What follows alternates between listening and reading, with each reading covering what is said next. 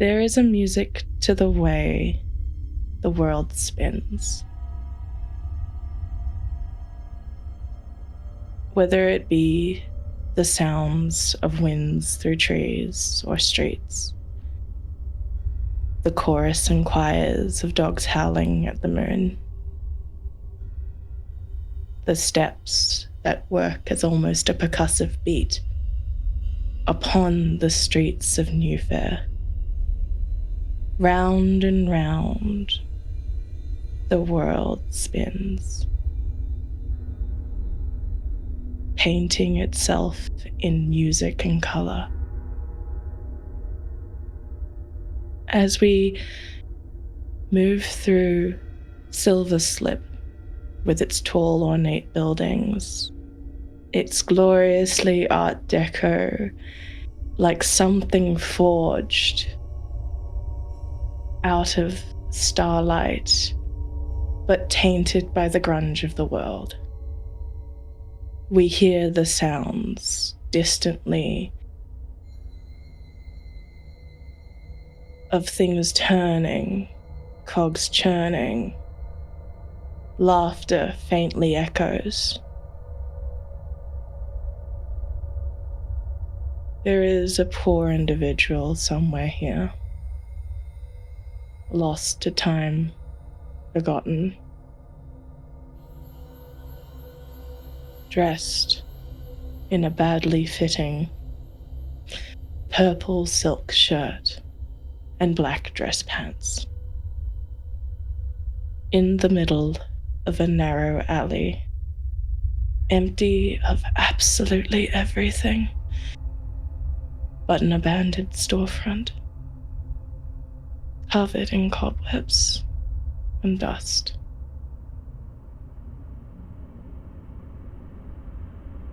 This figure, as they lie face forward, arms outstretched, as if grasping desperately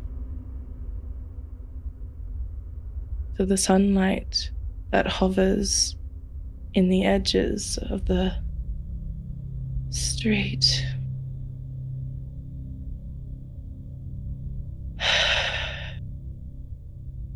There's steps as someone in soot-covered clothes, carrying a broom, some sort of sweep, tiredly makes their way down this alley before they see this body. Their eyes widen. The chimney sweep watches in abject horror as they reach down and they go, "Hey mate, you..." What? As the movement of them approaching almost makes this body shrink and shrivel. And as this sweep runs, looking for someone, help? No. Do I ignore this? Do I move this away from my sight? Do I go about my day? Am I dreaming still? Is this a nightmare? This poor body, this poor man once withers, shrinking, drying, aging, wasting away in minutes, leaving an absolutely immaculate, desiccated corpse, still perfectly dressed for a party. And the world spins and plays its music, and it happens again.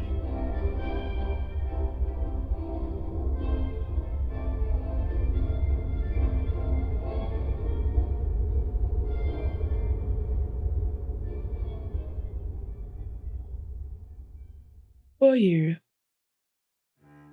my dear, dear circle, you have been called to the 200 block of Fountain Street, at the far edge of Silver Slip. Approaching sort of a, not necessarily a cordoned off alley, that'd be far too obvious.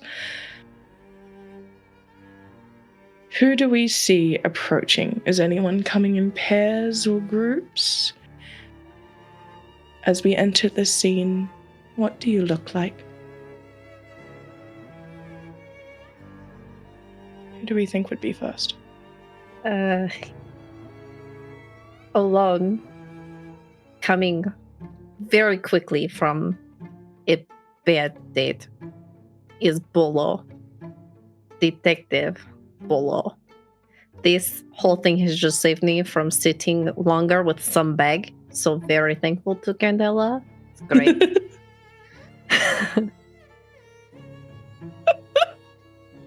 Love that. What do you look like? I look like I was on date with my lucky, if I put my vest on, technically it's buildable hours. So I am a hustling detective trying to do better in the world. Dark hair, cigarette in hand. Yeah, I'm just I just tend to kind of stumble my way places, and it works out for the most part. As you sort of move forward, you see at the edge of this alley that you've been summoned to, a tall figure, much older, sort of thinnish face. They have a very large cloak that drips almost over their shoulders and fountains, but that hunched sort of figure gives them the appearance of some sort of giant corvid to some degree, just in the way that they move and shuffle like some sort of scavenger bird looking.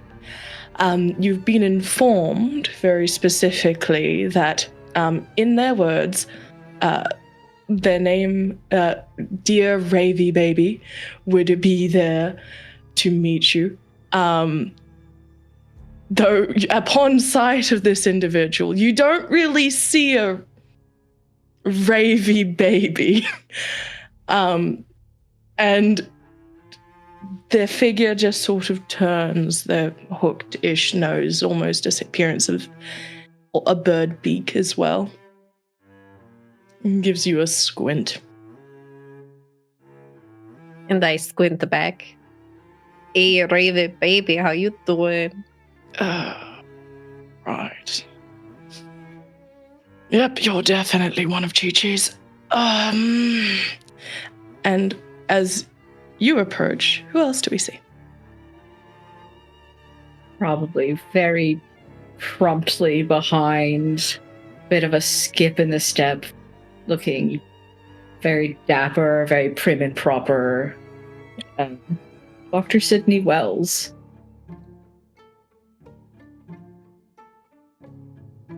Carrying like a medical bag and has a notebook in hand. As you're approaching this scene after the detective, do you feel like you're coming in with a sense of trepidation? Candela is cold after all. Or sense of purpose, or a little bit too excited? What are we feeling? Definitely way too excited to be approaching a corpse. It's excellent. Dead bodies. Truly a member of Candela Obscura if I've ever seen one. You also see the giant corvid-looking individual whom you two were informed is Ravy Baby. Excuse me, are you looking at the notebook? I believe she said Ravy Baby? Raven is fine. Ah, perfect, thank you. He amends the notes. And following suit is? Nessa would be there. She would be off to the side, not really wanting to be perceived immediately until she sees the detective and the doctor. And she immediately looks at the detective and, like, inconspicuously pops up beside them and is like, "Detective." And behind her, Nessa has a shadow, a hooded figure, mostly staying out of the light, concealing their face, but just mutters to everyone. Oi. I love them. All right. Which leaves but one. Skulking up at the rear, we see Alistair Wayland, a tall, lanky, twitchy, strange individual, wearing what looks like an attempt at dressing smart, but everything's the wrong size, everything's the wrong color scheme, it's frayed at the edges, messy hair, scruffy facial hair, looks difficult to place their age. They look old, but also not old. And they stroll over, hands constantly fidgeting as they do, looking around with a strange air of curiosity at this place. And then eyes meet the group, and the corvid-looking person in particular immediately makes a beeline. You are he who I am to see, are you not? A ravey baby, is it? Yes? I am but a collector of sorts.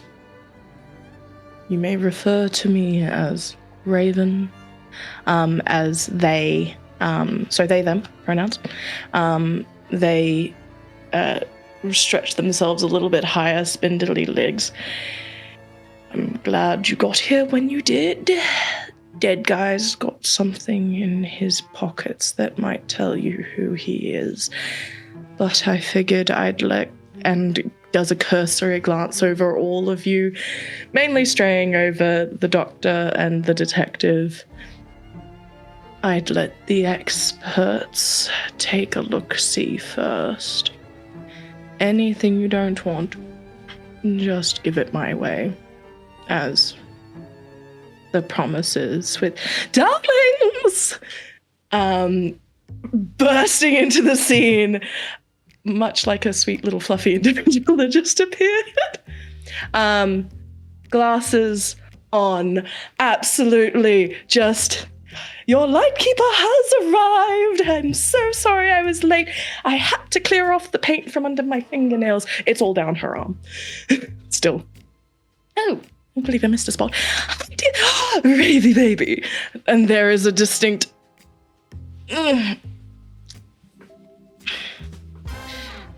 Timana? After all we've been through, you can't even call your girl Chi-Chi?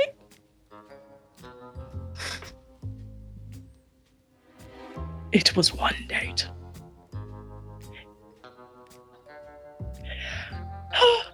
You immediately see new information is going into the notebook as Nessa is like, okay then. My goodness. Darlings, did you hear that? One date, as if that couldn't just want more. Put some respect on a name. I mean, Exactly. pretty fantastic. I don't understand why you wouldn't want more than one date. Oh, she's converted you too.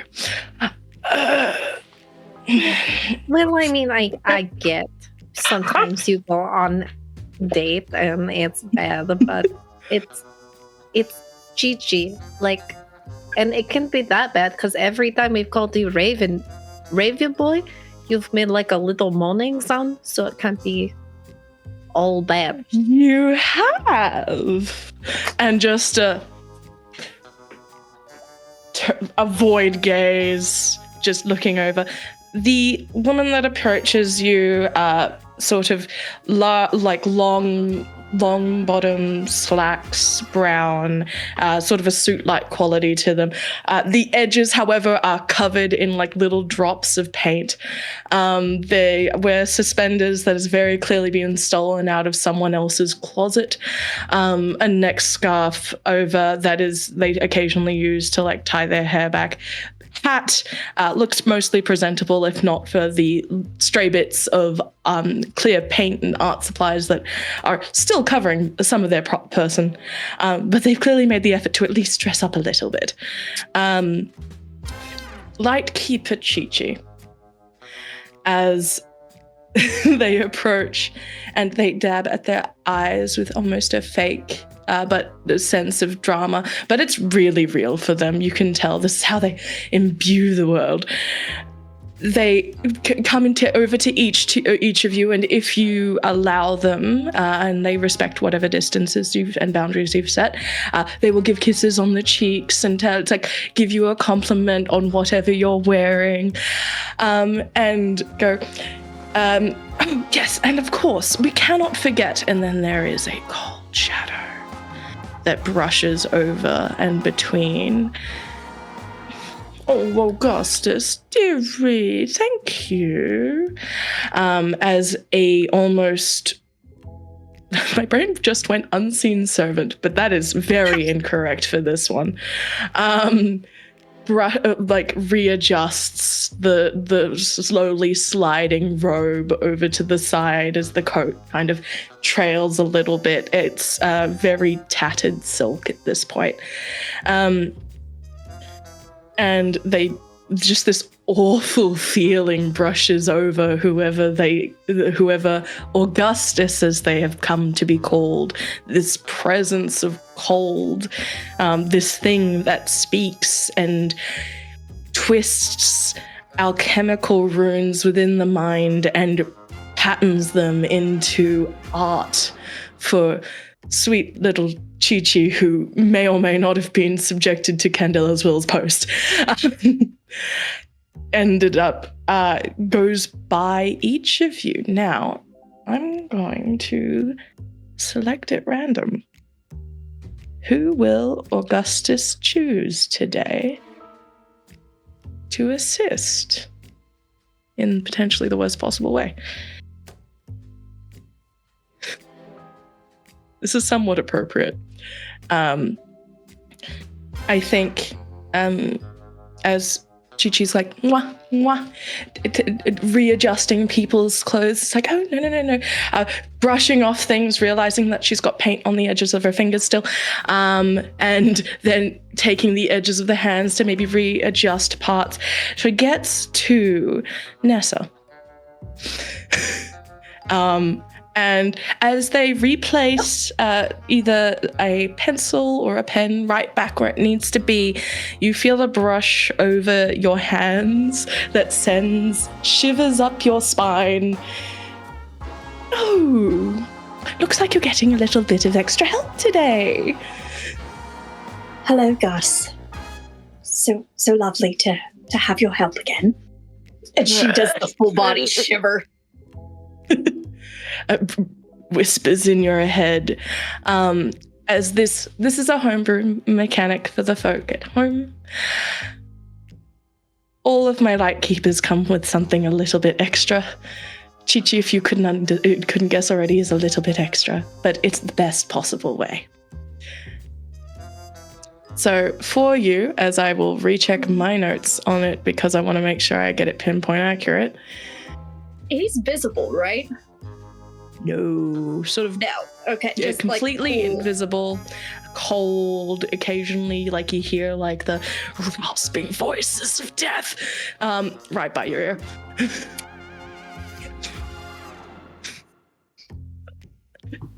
What the hell's going on around here? Because Royal is not standing too far away from Nessa, so.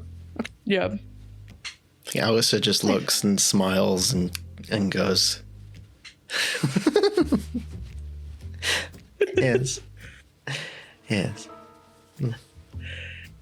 Sydney just greets Augustus politely as he would, like, if he could see him or them, and also provides Lightkeeper Chi-Chi with a handkerchief for the paint running down her arm.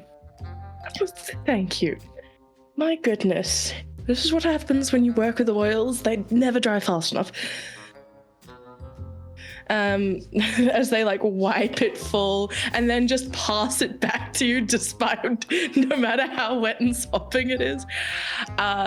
Nessa, you have been granted the Ferryman's Fare. You are now haunted by a spirit of Old Fair, specifically Augustus. The spirit grants 1 additional point in all intuition categories, but physical harm gains a 1 in 3 chance to cause an extra bleed mark. So anytime you take a mark in physical, like a body, there's a chance you'll gain a mark and bleed as well. All right.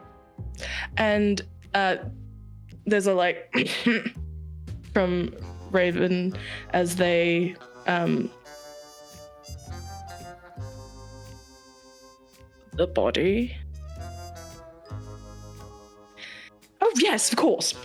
Sorry, I just look at them. They're so adorable when they're going off on adventures and such. My goodness. But yes, no, I suppose Candela's doing the thing with the creepy stuff.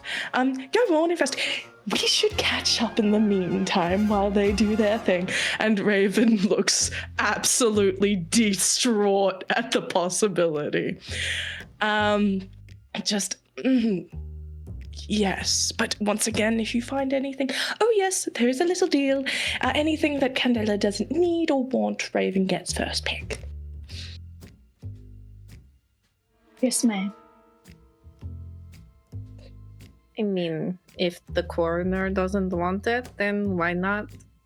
There's not going to be much for the coroner, really. Raven says, as they go. Looks like a sack of skin. 1 strong breeze might knock it up. Bit delicate. So maybe get someone with a little bit more precision on the job. Is it still warm? If you mean like it's come out of overcooked in an oven, maybe. No, that won't do. I might wait a few moments. Stepping into the alley. We see the sight as described before. A individual with a purplish dress shirt, black slacks, looking like they were just out of a party. You see that one particular individual, and they're not wrong. Like, every bit of moisture has been sucked out of their body. Specifically kind of taut. There's a body left, but for how long is debatable. Who would like to examine it? Or how would we like to approach it? Doctor Wells already has gloves on. While you guys look at deflated bag, I'm going to talk to Shirt over there. I will write up a report when I'm finished. Or you could tell me about it over drinks later, haha. If that is what the detective wishes. The detective tries. Gets immediately to work. All right. So first things, yes? Just to add, she'll be behind the doctor waiting for his prognosis first, and then after she's going to want to check the pockets. Understood. And from the others, anything in particular? Just stood anxiously waiting behind Dr. Wells, waiting for it to cool down so I can take a peek. It's never not going to be creepy. Nessa is going to be not far from the detective. Mm-hmm. More so she can eavesdrop, but also to read, to make sure that no one's lying. All right, understood. In that case, Doctor, as you approach, could I please have a control roll? Okay. That is going to be a 6 on the one die that I have available. Lovely. As you play, a reminder, everyone, should you wish to assist in a scene, you've always got drives to spare until you don't. But they can be replenished if you roll gilded and take the gilded die. All right? As you examine the body, first things first, you hesitate for a brief second as you get that soft. I've always imagined magic to almost have an acidic quality to it. There is a burn to its brightness. If you sense it, it's intense and like looking at dancing lights. If you touch it or you embrace it, depending on how you sit within the realm of magic, it almost burns with either a really icy cold like death or blistering warmth like something that shouldn't be. And as you move through the person's form, as soon as you do the first sort of not too heavy a touch, to you this is quite gentle, you hear a crack as a bone breaks and throws a small amount of dust in the air. This is, in fact, a very, very fragile body. But with your 6, it is easier to kind of visibly move through the form. This was not done by any normal means. This was very much done by magical.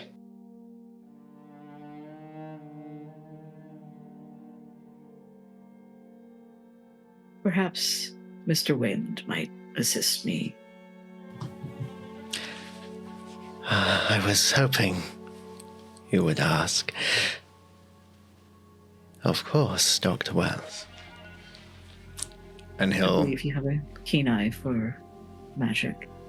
The bleed, it sings to me, you know.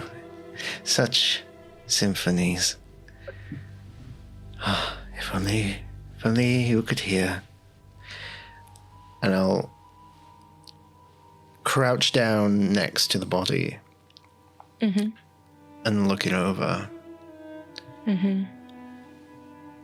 And I'll technically do 2 things at the same time. First, I will pull out my bleed detector, which for me is I pull out a tuning fork and I hold it between my index finger and my thumb. The rest of my fingers splayed out. And I just flick it with my other hand and wave it across the body. And then, as gently as I can, I take my middle finger and my index finger from my other hand, and I just place it on the body. And I'm going to use my ability, Last Moments. Ooh. So I'm going to burn my intuition resistance. Yep. And I get to hear, smell, and feel this individual's last few moments of life. And I will give myself a bleed mark to push it further, to physically see the last image that they saw upon death. Okay. Let me just make sure I get this precise. First things first, as the ding sort of goes off and we hear a resonance of the air, distantly you hear the sounds of music. Your mind is swirling with images of stairs, you think, something akin to steps creaking, the smell of dust, the sound of distant laughter, and heavy footfalls. There is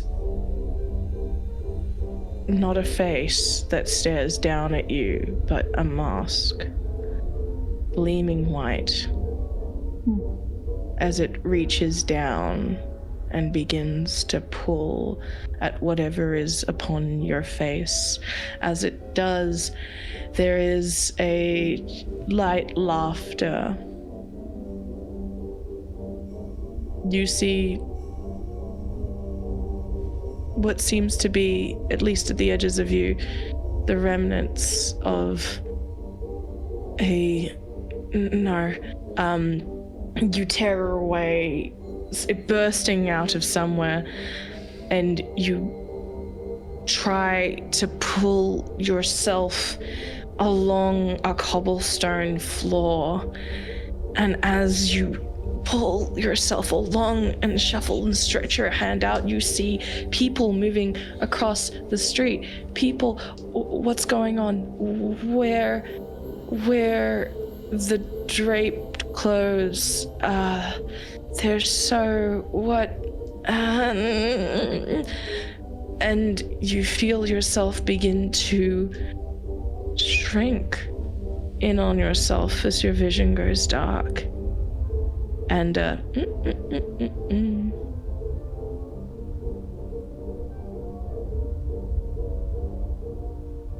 thank you for your enjoyment.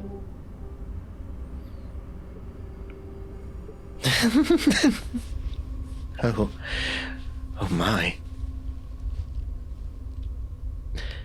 That was beautiful and terrifying in all the best ways. Dr. Wells, may I briefly borrow your notebook? By all means.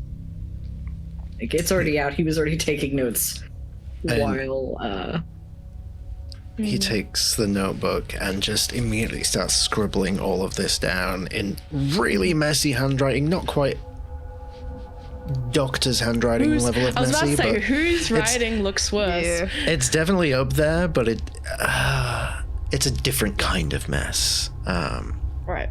But Wells is actually meticulous. Like, looks like school book writing. Nice. Then this Love is that. probably horrific to see in your notebook, but it is concise, it is informative, and he is writing with a look on his face as if he is hyperventilating with excitement.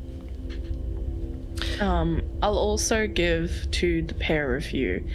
I don't consider most of you to be too particularly fashion conscious, unless, like, correct me if I'm wrong, right? Especially, but I would think that you'd be, at least, detective, you're not insane. At least the people examining the body, I feel like for you, fashion's not like it, right? But I think my brain has, and correct me if I'm wrong, Dr. Wells is at least aware of potentially trends at the very least. Like, you'd see people dressed up, more likely having had to fix people who were dressed up and overdid it just a little bit. Would that be accurate? Indeed, yes. In that case, you would recognize that firstly, these clothes are way too large for obviously the thinness of this corpse.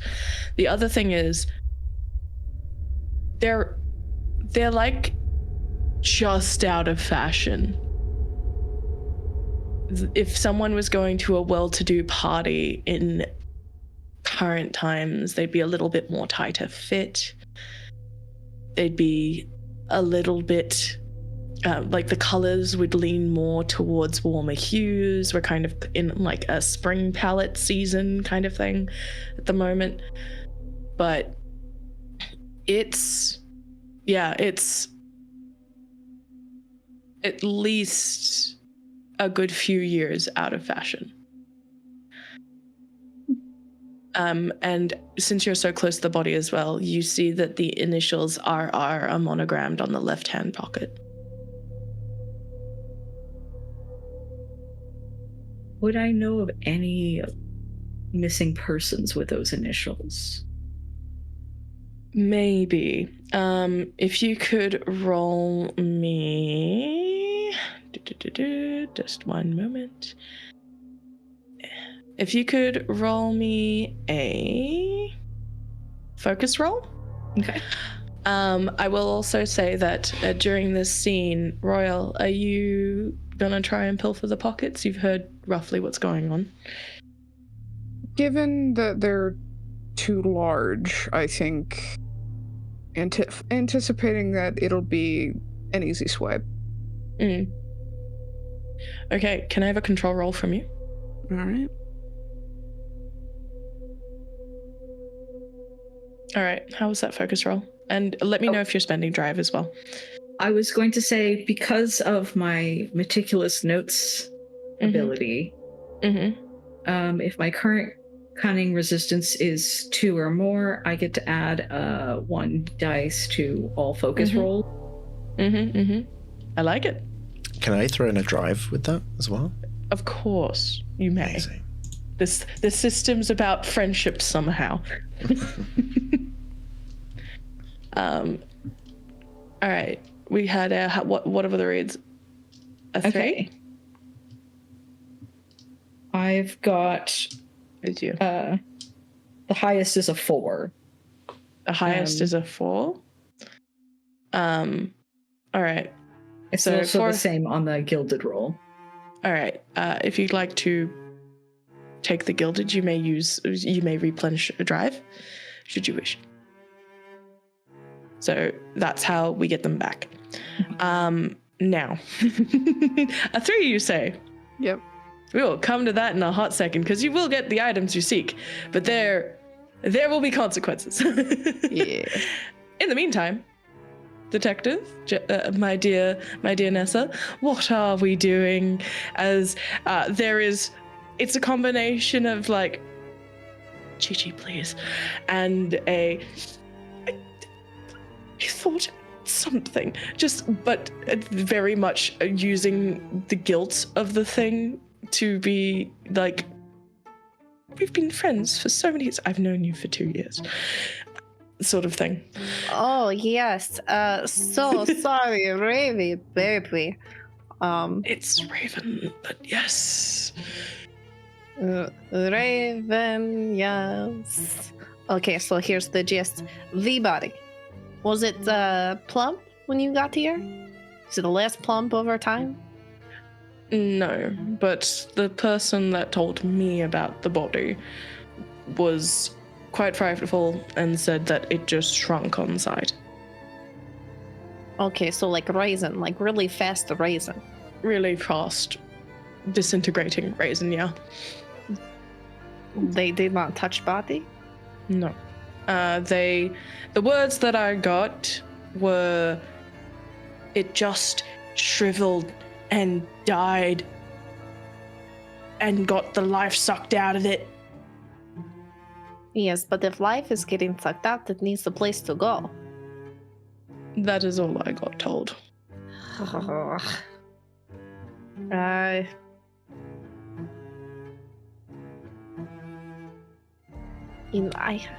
If you're like a secondhand source of information, I think I'm wasting my time talking to you. No offense.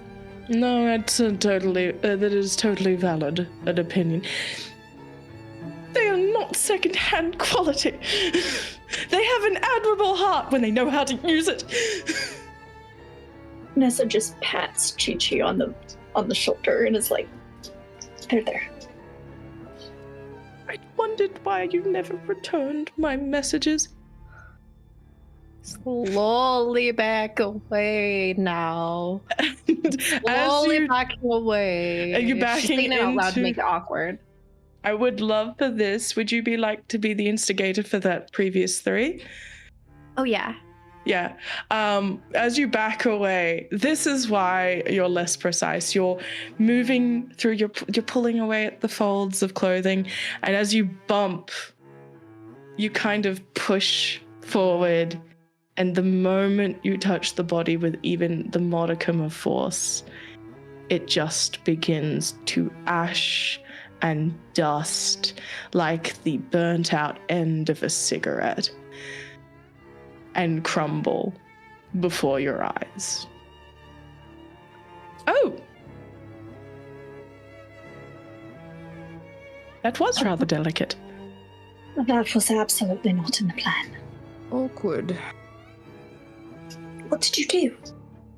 This is why we let them cool first.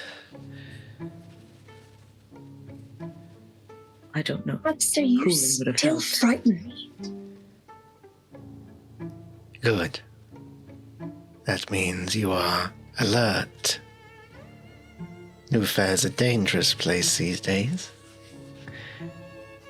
Don't you think? I mean, I don't think it's more frightening than you right now. Amongst the ashes and things beginning to get blown about, Royal, you do see a scrap of paper preparing to leave on the growing winds as Augustus comes over with Nessa. I And you attempt see- to snatch, but Yes. before it goes away. You may. And you see the following. Half a torn piece of paper. Ooh. She's gonna clear her throat dramatically and, I have loved and lost and bled, bitter tears on empty bed. Wished you well in your affairs. Gazes burn, smile repairs. I don't ask for sympathies. And that in combination to that focus roll you had before, Doctor, you recognize that this is very similar to styles of poems that were written immediately after the last Great War. In combination with the letters RR, you think a little bit harder, and as you continue to sort of rifle through the remains of the remains,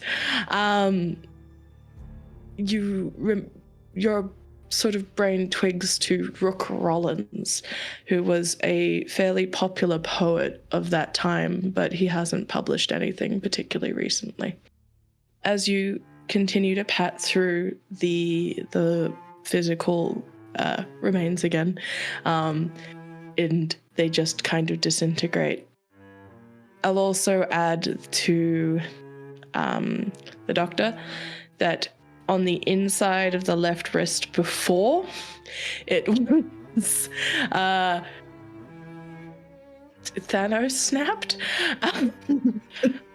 for lack of a better word. There is a stamped red ink mark of a small wishing well. And I'd say that your experience in the field, especially for some of you, would lead you to recognize that occasionally that these are used by Scarlet Bars to mark fairly frequent customers. Scarlet being the drug derived from the scarlet wood, which still throws me off to this day as a person who goes by Scarlet. That looks very familiar, the symbol. Seems to be a frequent of one of those scarlet bars.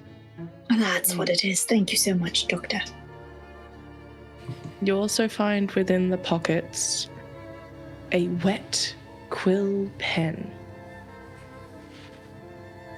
The ink on the quill is like dark to the touch, and as you kind of lift it up and give it a shake or to give it a small scribble, as soon as you run it over a piece of paper, the ink begins to dry and fade.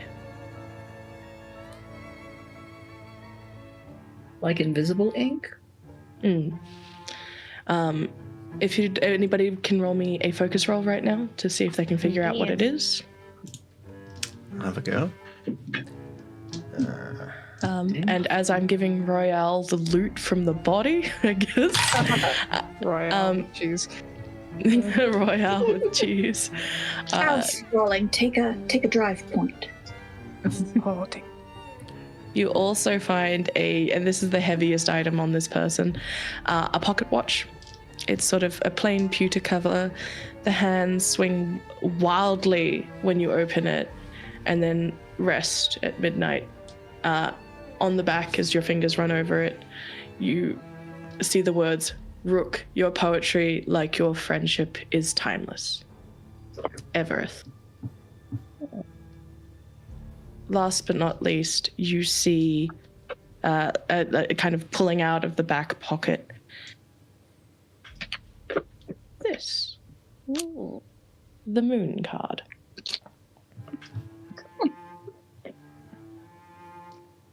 With an ornate silver backing. How are those focus rolls? Gilded 6. Nice. Gilded 6. Hell D- d- yeah. All right. Gilded 6. Are you serious? Hail Satan! Okay, this plus a little bit extra then. It's not technically how the way the group rolls work. I just prefer it this way because I like letting people rolls the clickety clacks. The ink, which you'd know is something called fading ink, but it's a very specific type of ink. It can only be read by using a corresponded piece of thieves' glass, which is a specific item. So somewhere out there's thieves' glass. And then finally, and this is sort of the hardest thing because it's sort of tucked in the rumples and it sort of flips out of the back pocket, you also get a business card of sorts. The front reads, Rook Rollins, in an elegant print. Fairly plain, nothing too crazy. However, the part that gives you pause, specifically, is the other side. Membership card. Not transferable. 216 Fountain Street. The Wishing Well. 2 ornate snakes sit upon martini glasses upon the mark of a wishing well. But it is the year that gives you pause, for the card reads 3 years prior. I wonder, do people still make wishes on a wishing well? I should quite like to try sometime. I mean, what's stopping you? We can find one, push you in. I mean, let you wish. I'd be quite alright with the first one. I prefer to get my hands rather dirty, where able. I can tell. I can tell. How far away are we from 216 Fountain? Aren't we on the same block? You are, as Augustus brushes up against you. Thank you. She does the whole every time.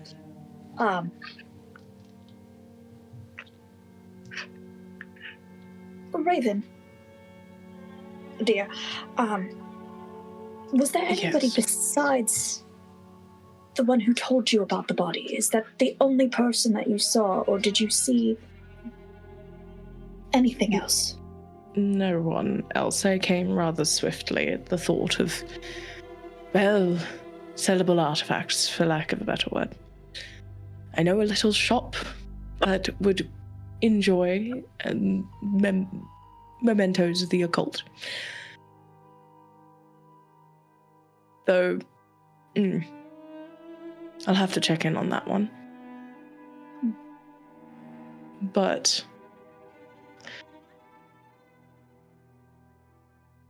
if there is nothing more... No, thank you. Appreciate it. Oh, right. This one's bad for you. There's no more body. The clothes are sellable. Vintage, I suppose. Indeed. Do we need to collect ash? Does this count as bleed? Well, you guys rolled high enough that you don't actually need to worry about the bleed marks. So congratulations on that. But as you do, Chi-Chi goes, "Oh, no worries, darlings. Go about, do your thing. I can always sit here and mind the body till folk arrive to collect. After all, it gives me so much time to talk to Ravy Baby." And there's a... I suppose it does, doesn't it? Well, Chi-Chi, have you ever been to this wishing well? Oh, no. Can't stand Scarlet. Sorry. Can't stand Scarlet. It's not particularly my thing. You see, the muses inspire me for my works, darling. And of course, Augustus, dear. As they blow kisses over to your shoulder, Nessa, and you hear... And she does the... Okay. But you are correct, Nessa. The wishing well, or the address listed on the card, isn't too far from you. Shall we take in the night air? Yes, I do believe we will. Detective. Yeah. Think you could help me with looking for clues along the way? Yeah. So let's see. If body was going this way, and the wishing well is that way, could they have been crawling away from it? Maybe? Well, that's what I'm thinking. Either that or... And as we're walking, I'm trying to survey to see if there's any clues along the way. Like another set of footprints or anything that might look a little out of the ordinary. Yep, sure. Roll me survey. I might have something for this, actually. Can I burn a use of Saw This Coming to help Nessa? Because I think Royal would have taught her how to, spot what's hidden. Yeah. I mean... No, I think that's a good use of Saw This Coming. You get an extra d6. Sweet. 3 on my gilded. 3 on your gilded. Are you taking the gilded, or is there a higher die? Everything else was a 1. So, well, they're all a failure. Yep. I need to look for clues anyways, so... Yep. And then since I used my gilded, I get my drive back for that one, correct? Because I gave one to... Okay. Yep, no, that's how it works. As you go to look through Detective Bolo, why is it that this is such a struggle? Is it because Augustus is there distracting you? Yes, she's still not used to the ghost. That I feel like Nessa has a very particular relationship with Gus. That's why she calls him Gus, and she's just like, okay. Did you remember to add the additional die because you have a bonus point in all of your intuition scores because Gus is there? No, I did not. I forgot. Please add an additional. It's all right. The harm will come later. I love how explorer-y this makes me feel. Like the hat. I must still go with the gilded so that I get my drive, but it was only a 3. Apparently the Digidice hate me. Yeah. All right. Detective? 5. 5. It's a little bit hard to spot, mainly because it's so decrepit. But you do see a down beyond the body towards the end of the block of the alley. You see a symbol for an apothecary, so the snake. Found that, and then a corresponding wishing well sort of symbol on the yellow door. How on the nose, yes. Very confidently we march over. An old sign is taped to the window. It says, "Sick of aches and pains? Want a taste of the fountain of youth? Come to the wishing well. Inquire within." Oh, yes. I have the pains. I have the eggs.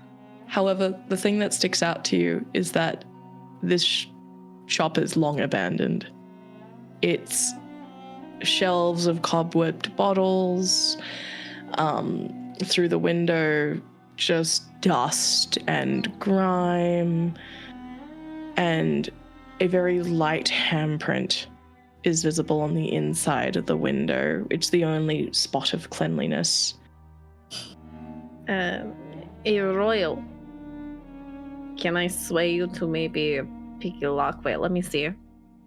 Jiggle, jiggle, jiggle, jingle. Is it unlocked? It is in fact locked. You can have a go for sure. It would be a control roll. Is it possible? Do any of the windows look like broken or? No. Okay. Hey, if you don't know how to pick lock, I'll teach you. It's not that hard. Just like yeah.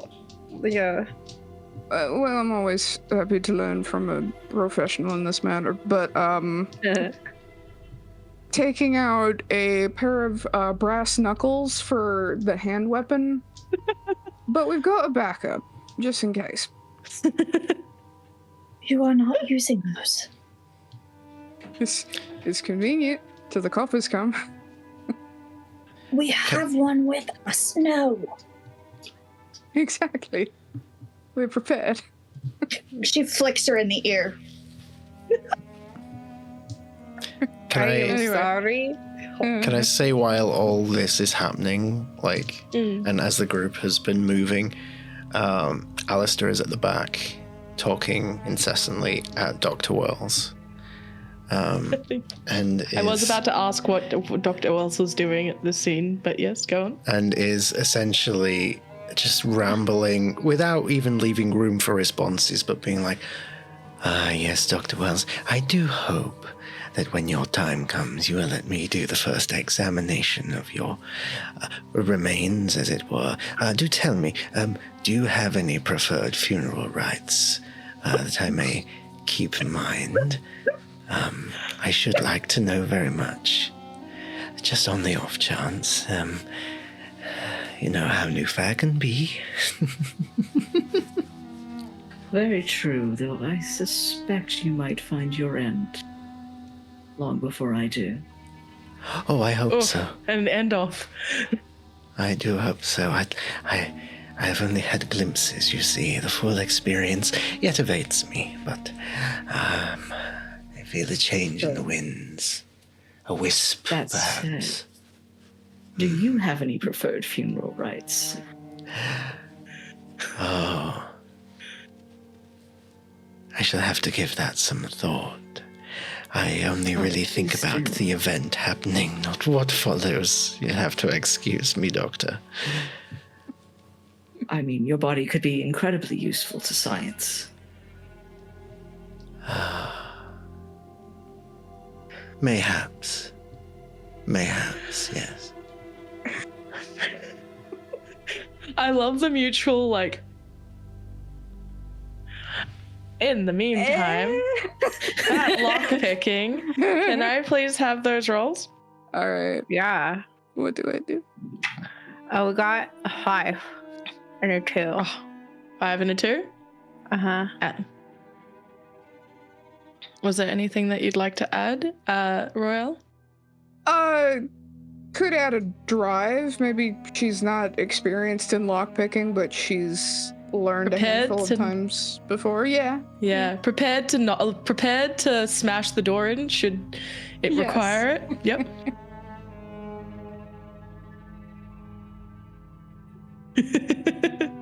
All right. With that additional die, what does the detective get? I roll it? Okay. Yes. Yeah. I thought she had to roll it. Another 5. Awesome. So, with a, you think you do partially leave. You do partially break the pick in the lock, just because as you're doing it, there is like a snap sort of noise, and the lock is sort of rusted. It's older. It's a bit awful, for lack of a better word. But you do manage to open the door, and it creaks open. Still got it.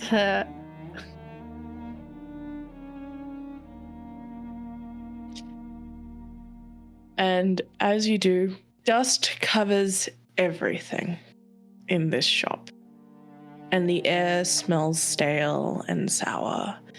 Behind a long wooden counter, the right wall are covered to floor-to-ceiling shelves filled with cobweb bottles of various sizes and colors. Mostly, like, if there were things in here that were usable, a brief glimpse from the doctor goes, best not, or they have become, my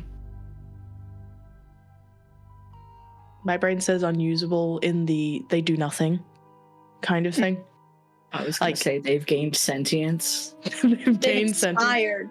They've expired. Expired, yeah. Yeah, they've expired. That's the word I was looking for. A good word for this session. As Augustus comes in with Nessa, they start to rattle a little bit with this soft breeze that comes through. Any secret passages? I won't, not quite yet, but it's not hard to find because there's footprints on the floor, a similar shoe size to a pair that is completely filled with crumbly corpse in the alleyway back the other way. But they lead to beyond the counter, and like my brain has the Scooby-Doo scene where all of you are like doing this. Da, da, da, da, da, da. And they lead to a trap door behind the counter. The wishing well symbol is carved on the surface of this trap door, and in the small corner of what looks like maybe you see like the edges, and you kind of put your head, rack your brain a little bit, the small corner of maybe a mask perhaps with purple fabric sticks up between the two floorboards. A piece of paper has been taped to the floorboards with the following message. I love the number. Quick shout out to Beadle and Grimm's before I go too far. I love the number of handouts that are available with these. It's always good to be able to physically hand things to players, but in this digital age, it's good to be also able to pass them this way too. It says the following. Welcome, friend, to the masquerade. To enter, follow the rules below to capitalize on the atmosphere and be ready for the first of the year. Enter our gathering with one simple word. Call it out and it answers not seen. Always heard, how little whisper, but solving this rhyme opens the door to an endless good time. Okay. So one word. Call out and the answer's not seen. Okay, let's get our thinking caps on. Not an echo. Do you say that out loud? Yes. As you say, not an echo.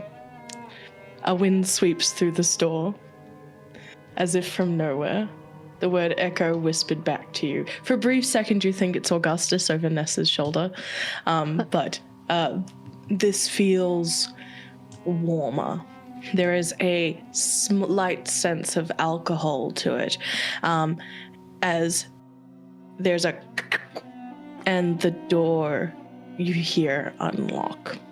Oh shit, that was an echo. Nice one. Light little golf clap. The clear noise of partying and a crowd of people. For you, Alistair, reminiscent of something you heard dully in the background. Laughter, cheers, overlapping conversation can be heard from down below. A song begins to play. And everything goes black. Which is a convenient time for us, I believe, to take our break.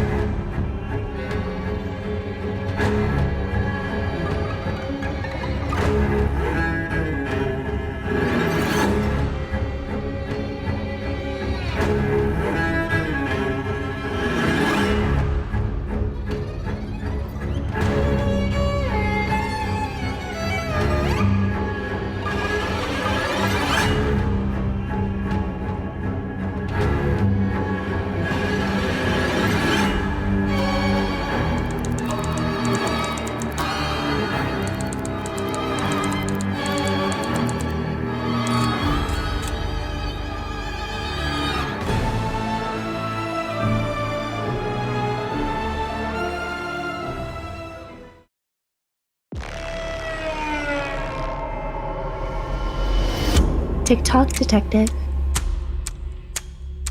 No one mourns when vermin are removed. We need to leave.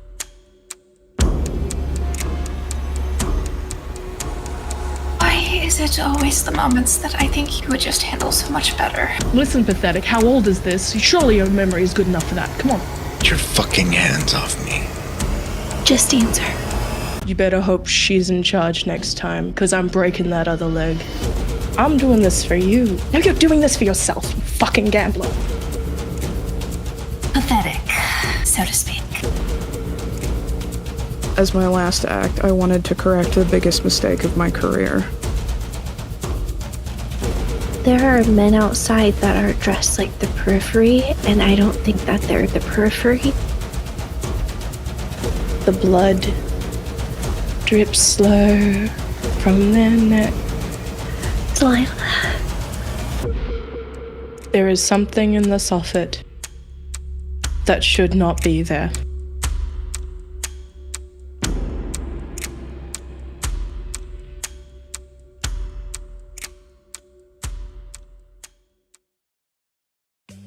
Oh, hi, QJs. Sorry to interrupt your broadcast. It's me. I've been here the whole time. Oh, wait, no, that's Sam Reich, not me.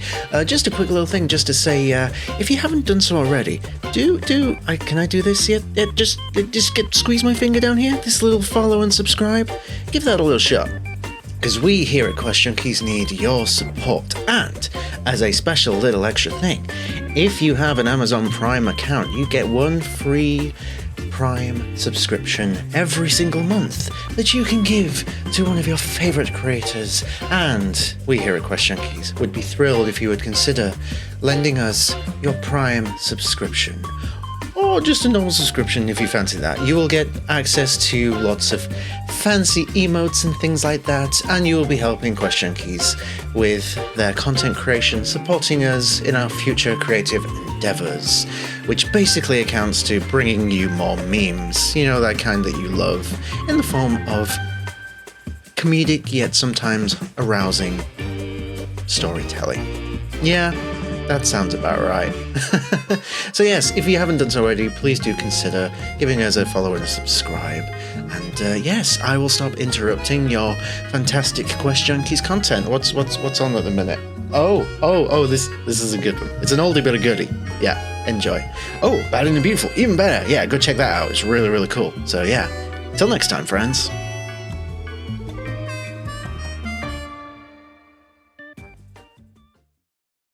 As your vision comes to, you find yourselves a velvet curtain at your back, the sounds of laughter, clinking glasses, and music played off some sort of speaker. There is people dancing as if distantly you can hear the shuffles. You can hear a sort of laugh from one to another as you enter into this space, sort of a narrow hallway-ish. On the left-hand side says in bold letters, cloakroom. And as you see that, there is an individual sort of hand on, just sort of waiting patiently, hand over, looking down. They kind of perk up at the sight of you, somewhat surprised, a little bit, put on a smile, feminine features, saying, "Oh, welcome, please take a mask and join the masquerade." As there, in front of you, there is a sort of line of white gleaming masks like brilliant diamonds just sitting out the front. Is there one perhaps like on a holder? Like, you know how there's like some masks that are attached to a handle, some sort? Like, oh no, they're all the type that kind of semi-wrap around. Okay. Chill, pluck one. Yep. Not to be fussy, but are these sterilized between uses? Oh, no, everyone gets their own. Perfect, thank you. Have at. We also have ones that facilitate glassware, should you wish. Convenient. Thank you. Yes, the host thinks of everything. Can't really see without them. Yeah. So, does everything need to be sterilized before you put it on your face, Doctor? Nessa chuckles like that. There's a definite, blush to his features. Snickering. If I had a nickel. I think Alistair will slowly reach and take one of the masks and make direct eye contact with this individual and say, I haven't figured out my wish yet, but there's still time. And he slowly puts the mask on. I'm sure there is. They kind of make a side glance over to one of the others. This is normal, right? Just making this face. Would you like me to take your jackets as well? Nessa would hand hers over and look for the daintiest looking mask, too. So they're all, as you kind of lift them up, they're all fairly uniform, but, size appropriate. So there are some slightly smaller ones versus, ones that would cover more features. So size dependent, She would go for, a smaller one. Yes. The one that very distinctly just covers her eyes. Awesome. So you just take them, or do we do our own? Oh, we've got a ticket system. Oh, okay. Right. But as you do, I'm going to imagine that you're all putting on your masks at this point. Mm-hmm. Okay. As you put them on, there is a slight glow that comes across your vision briefly, and almost as if a flash of sparks goes off, they perfectly coordinate with whatever outfit you're wearing. That's dope. Cool. That's dope. Oh my. So, That sort of tickled. isn't it wonderful? You really have got to stop doing that. As you put them on and you kind of see, I want to imagine that there is like the slightest sort of like portrait size mirror in the background. They have with like little ornate, almost like filigree on the outside edge of the mirror. As you look in and you see that it's coordinating, it fills you with confidence and just purpose. You feel amazing. And mechanically, you gain 1+1 cunning resistance. Oh. And +1 sway while wearing this. Okay. Yes, enjoy the party. Thank you. Here's my vest. We don't have to take... Yeah, sure. I will put... who would we say is the most eagle-eyed among you? It's probably between me and Five-Finger Discount over here. We'll see. All right. In that case, could I have either of you roll a read roll, please? Mm-hmm. I'd like to use a drive. Yeah, you may. Oh, read. If it's read, I can't do read. I can survey. I can do read. Oh, read or survey. Sorry. Okay. It's a 2 and a 1 on the drive. All right. 2 and a 1. To make it better. Okay. Yeah. Well, I see. Let me just... So... let's take a look. So it was a 2 and a 1. Yeah. I think you're distracted by your own brilliance and your reflection. You're like, we're good. Just like looking at her arm. Alas, my arm is complete again.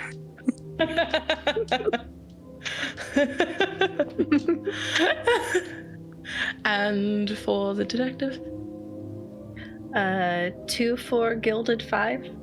Ooh, okay. You're taking the gilded? Yeah. I love that. In the coat rack, as they put yours on, you see a sort of in the background a slightly purplish suit jacket that sticks out to you specifically because you remember the color of the shirt and this would coordinate. Yeah. Upon the lapel, by the way, one of those like little staff name tags, this one specifically has Georgina, and then below that, she, her. Okay. Yep. I want to take a look around. There's too many people, and I'm not very good around the living. So, first things first, as you approach, I'm going to say for the criminally inclined, may I have or the wary, or very specifically, like, who's who? Can I have a survey, please? Okay. Mm-hmm. Ooh. 6 and a 5. Well, we're doing okay. Nice. Yay. 3 on the gilded and a 3. You are rolling like us tonight. Yeah, this happened last time too. Did you guys take me? And a swap 6. to real? 6, lovely. For you, there seems to be, so the differences, all of the guests are wearing masks coordinated to their outfits. You assume to be of a similar make of yours. as you're kind of looking over the group, I'm going to just sort of give you this. Everyone looks like excited and happy, but there's a deep sort of exhaustion to the way that they're moving for some of them, especially the ones on the dance floor. There's like a little bit of a sluggish undertone to the way that they step. There is... they're markedly run down. Markedly. As you go by, they start, like, they're smiling and they're like, Happy New Year! Which gives you pause because New Year is not for at least 2 weeks, perhaps, maybe 3. But you did see on the sign that this was sort of a New Year party. So perhaps the energy is there. Yeah.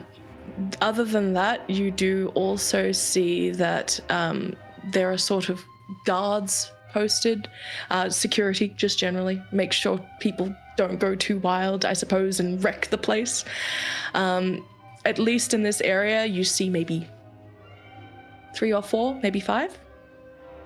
There is a bar. There is the dance hall. You see kind of distantly beyond the dance hall, like sort of a sort of cloth, I don't want to say draped curtainry to add to the atmosphere and the mystery, and a sign above that says readings for the special readings for guests. Question. Yes. The criminally inclined. Yes. Who do I see? Criminally inclined? Ooh, roll me a focus roll. See if you're like to rack your memory. Okay. We've got another 6. Oh my gosh, you're on fire today. Hot. Rolling hot. So I think you see someone roll. You see people gambling, not necessarily the most legal. You see somebody, it's a feminine frame, smiling, that she seems to be taking bets. There is a sort of larger, kind of looking a little bit out of place, but like they've adjusted their collar, maybe, to look like they're here to party. You see somebody who's like checking their hand on their ring, a little bit frowned face, and is very, very like, and you see finally like another person who's like laughing at the bar with somebody, but the person that they're talking to is like, oof, how could you kind of face, but not in like an awful like, but ooh, you said something a bit too real. The thought in my head is if any of these ne'er-do-wells look familiar, how long ago has it been since they went silent, making noise about the town, you know? Like, how long have you been 17, Edward? I like it. Can I have... So it was a 6 on the focus? Yeah. The bartender looks familiar. Ha. You specifically remember the bartender potentially being a dealer in certain red items. Perhaps. Heading up to the bar. Yep. Just will accept any drink, I think, given, but just to hold. Yep. So, holding this drink, can she approach one of the guards, swaying a little bit, just being like... There's sort of the eyebrow raise as you approach. May I help you? You look like the gambling sort. On the job, I'm afraid. But like as you're saying it, they're speaking a little bit louder than you expect. You sure I can't tempt you to make a bet with me? Sway. Okay. And they can drive. Yeah. The rest of you, what are you doing? If Alistair clocks eyes on the reading section, he will gracefully as possible, in busy place. He will make his way there. I will also add, before I forget, there's another person at the bar who seems to be in a very similar style of suit to the one that you saw Rook wearing. What'd you get? 3 threes. Oh my gosh. The hell? Do you have physical dice? I've been trying both. I tried digidice earlier. I've tried physical dice now, and both hate me. Well, hopefully. Sorry, I'm on shift. Maybe late, maybe after midnight. Well, all right. I'll shuffle off and maybe go back toward the cloakroom. Sure. As you were looking over to them, though, something that I will just point out to you because you were close enough to witness this. It was a little bit difficult to see because their hair kind of covered the area, but they were speaking a little bit loud, or maybe, actually no, it'd be more like a little bit too quiet, a little bit lower in pitch. You look to the side of them and you realize that they're wearing earplugs. Maybe like a cursory glance over I almost said courtroom, cloakroom, to see if there's any like spare guard uniforms, perhaps? As you do, Georgina again raise the... Oh, yep, something. Were you hoping to get a coat, feeling cold? Forgot a little something in my pocket, actually. Oh, yes, sure. May I have your ticket? Hands her ticket then. Goes to find your cloak. As she turns, can I attempt to sneak past her? Perhaps? Well, she'd be heading in the same direction she's in. Or maybe just walk with her like I'm supposed to be there. I'm feeling confident. Can you roll me hide? Okay, I'm gonna try. That's a decent one. Okay. A 3, and a 1 on the gilded. Wow.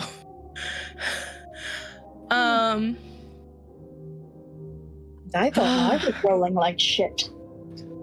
I would say that as you kind of are like looking, you take a few steps after them and they're like, no, it's all right, I have it. You can wait there. No guests beyond this area.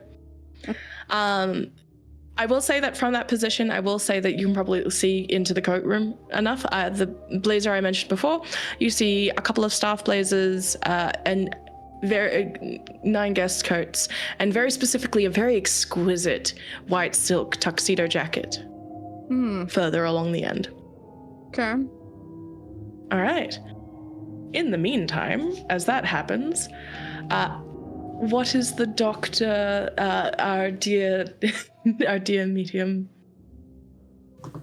So similarly to how the detective was looking for, say, previous criminals, the doctor would have been looking more for, like, say, any missing patients or potentially missing people from the upper class. Okay, yep. Can you roll me a focus? Can do. Or a survey, your choice. And in the meantime, what is also our dear journalist doing? She would be also looking for any missing persons that had come across her desk. Yep. Could I please have a focus? Yes. That was a 6 gilded 5. Nice. 6. I like it. As you are kind of looking around, trying to spy, a person specifically sitting at the bar, strikingly handsome, holding up a newspaper, kind of sticks out to you briefly, mainly because of, again, quite lush fabrics. They have sort of a greenish version of the suit. Like, that would have matched RR's? Yeah, at least visually, you're not sure who they'd be, even with the 6. But the name It's a kind of certain style. Yeah, it's a certain style that was quite popular. I think you'd pick up maybe the last name more, perhaps, but that's about it. Wander over to the bar in that case. All right. The newspaper, there's like they give them a shake. First, I think you're perceptive enough, right, to understand, take note. The newspaper is dated December 31st, 1904. So New Year's Eve, 3 years prior. It's currently 1907. And Everett very specifically seems to be checking his watch every now and then as he's nervously reading at the bar. You waiting on Rook's return? Oh, yes, do you know Brooke? I've been waiting for them for a while. They said to meet here. How long's it been?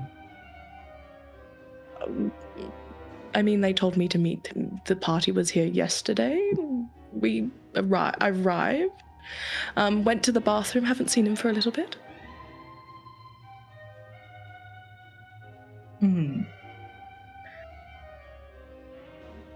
You should keep waiting. Maybe get yourself a drink of water. I would. But it's a party. And champagne is free. All drinks are. Fair enough. You can also see inside the newspaper, as they kind of set it to the side as they've come to talk to you, a glint of silver that looks a little bit familiar too.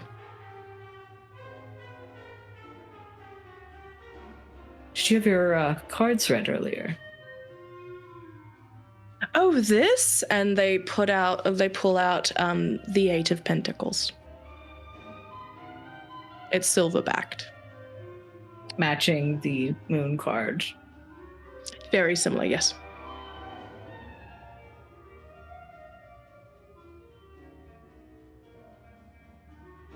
I think I might go find my way to have my own fortunes read.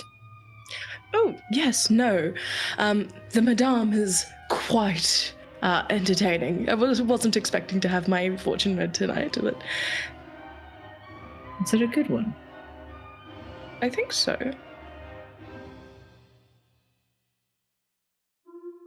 I do hope so. Have I had my fortune read yet? Oh, I must have. Must be the alcohol. Like I said, water. I know it's a party, but you want to be able to stay up till midnight, right? Perhaps. Might be an idea. I would know. I'm a doctor, after all. Of course. Thank you. For those heading to the library, elaborately carved wooden bookcases line the walls of the room. In front of each is a black leather resting bench and a small mirrored table.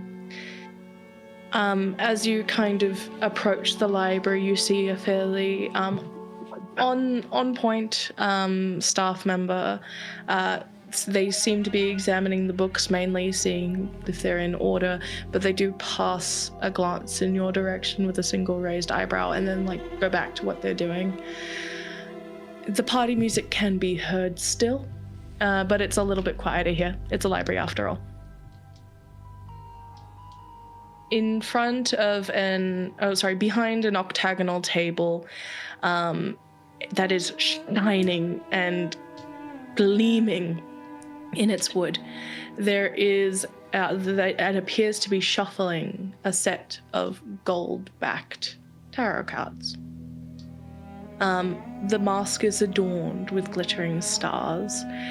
She has sort of like a slightly older complexion, a warm smile, the very dramatic eyeliner, shading that you can see even beyond the mask, and around their neck, like a glimmering set of pearls. It's like, would you like your fortune told by the famed Madame Marielle Dupri? The cards are free, the guidance is priceless. Alistair will silently walk over, just with a half smile, slightly unnerving half smile. on his face. Welcome, have a seat. Would you like a 3-card reading? I can see the stars are upon your form with great interest, dear.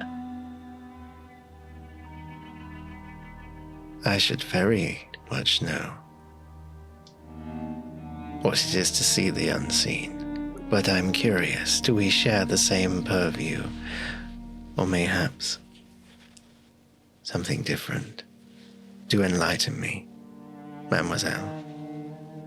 As you come closer, there is a pause and a lean as they're smiling, and then they laugh, and they make a glance toward the section where the staff member was. Did Rook send you? Of course, so sit down, dear. It seems our meeting was fortuitous after all. And he gives like a slow nod. Have a seat. And sits down. They ask you to take from the top of their deck 3 cards. Face down for drama.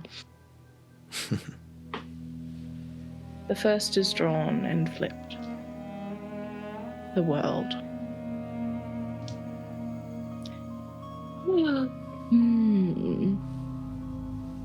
I believe this is telling you to do what you can to ensure that the circle of life continues to turn.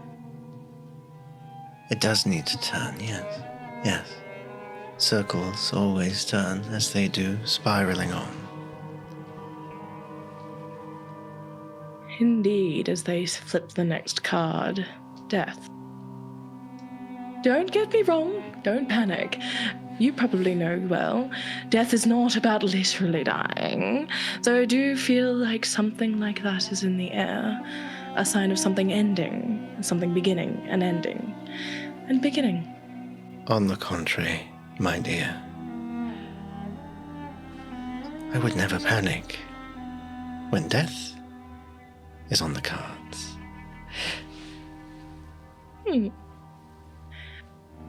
And as they turn the final one, the tower. You must break a cycle with force if need be. Something must change, or we are all lost. And as they do, people in the other room begin to count down as you make your way toward the library, the rest of you, one at a time, with steady beats. 3, 2. Something is off, she says. 1. And as cries of Happy New Year, the song that began playing when you first entered plays again. And you feel yourselves blink slow.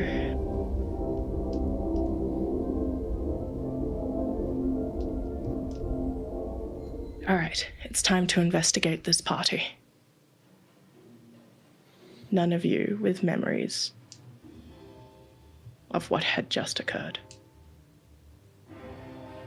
Are the as you cards, enter in to are the cards still on the table? You feel yourselves open your eyes. You're not there. You are at the entrance to this wonderful party. What a glorious time. There seems to be people dancing, endless champagne and alcohol. No memory. Pocket watch that we found on the body would have taken it with. Is it working? No. Okay. Do I still have my coat or not? You don't have your coat on. I immediately check my pockets to see what's there and to see if I have something. As you check your pockets, nothing that you didn't have in them before. No, you have check. As you look, because actually the doctor was taking fairly meticulous notes throughout, right? Yes. And both of you were. Mm-hmm. Like, As would you have were probably been walking across the ballroom, taking as you notes. as you were taking those notes, and also Nessa, as you don't remember writing some of these. You don't remember writing any of these observations. You don't remember taking notes. And then you see the people are laughing, and it's like, oh, New Year's soon. Are you excited?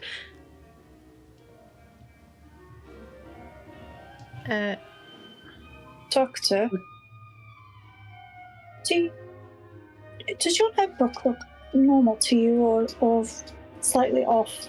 As she's like perusing hers, and she grabs her bleed pencil and starts twirling it between her fingers to see if she doesn't fling it.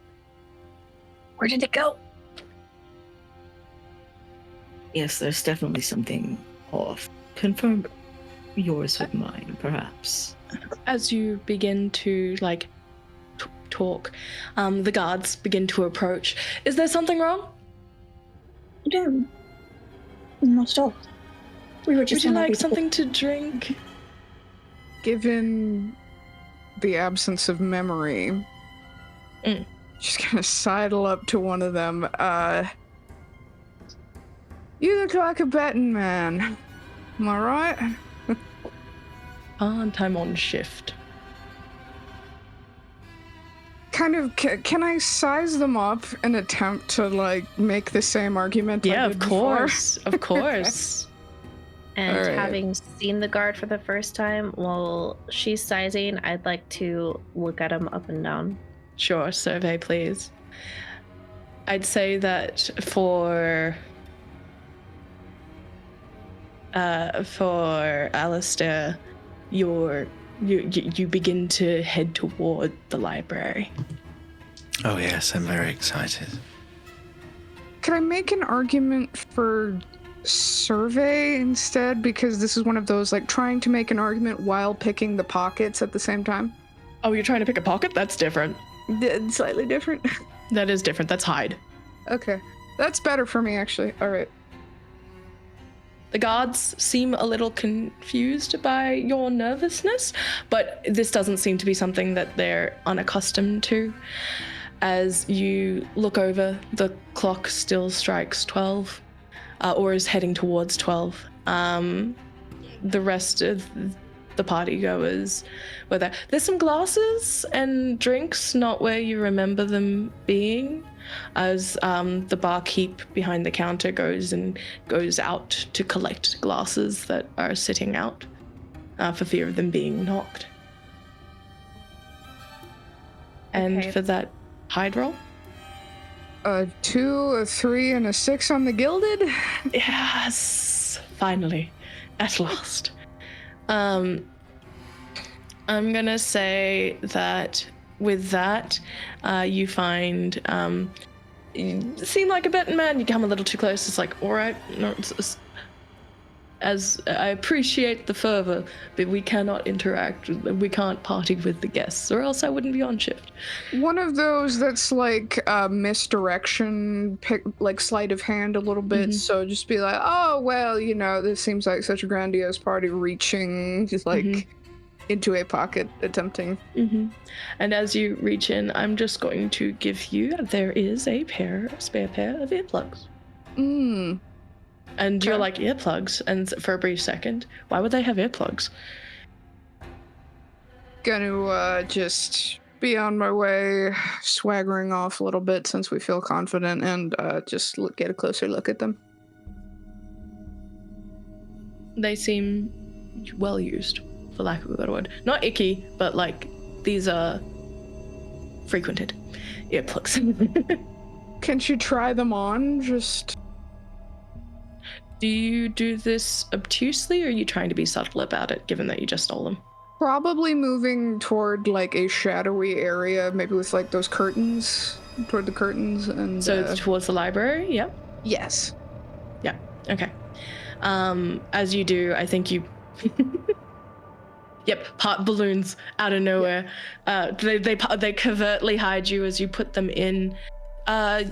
You don't feel too different, but you feel a little bit almost disjointed, like that sense of deja vu, like things that have happened before, maybe?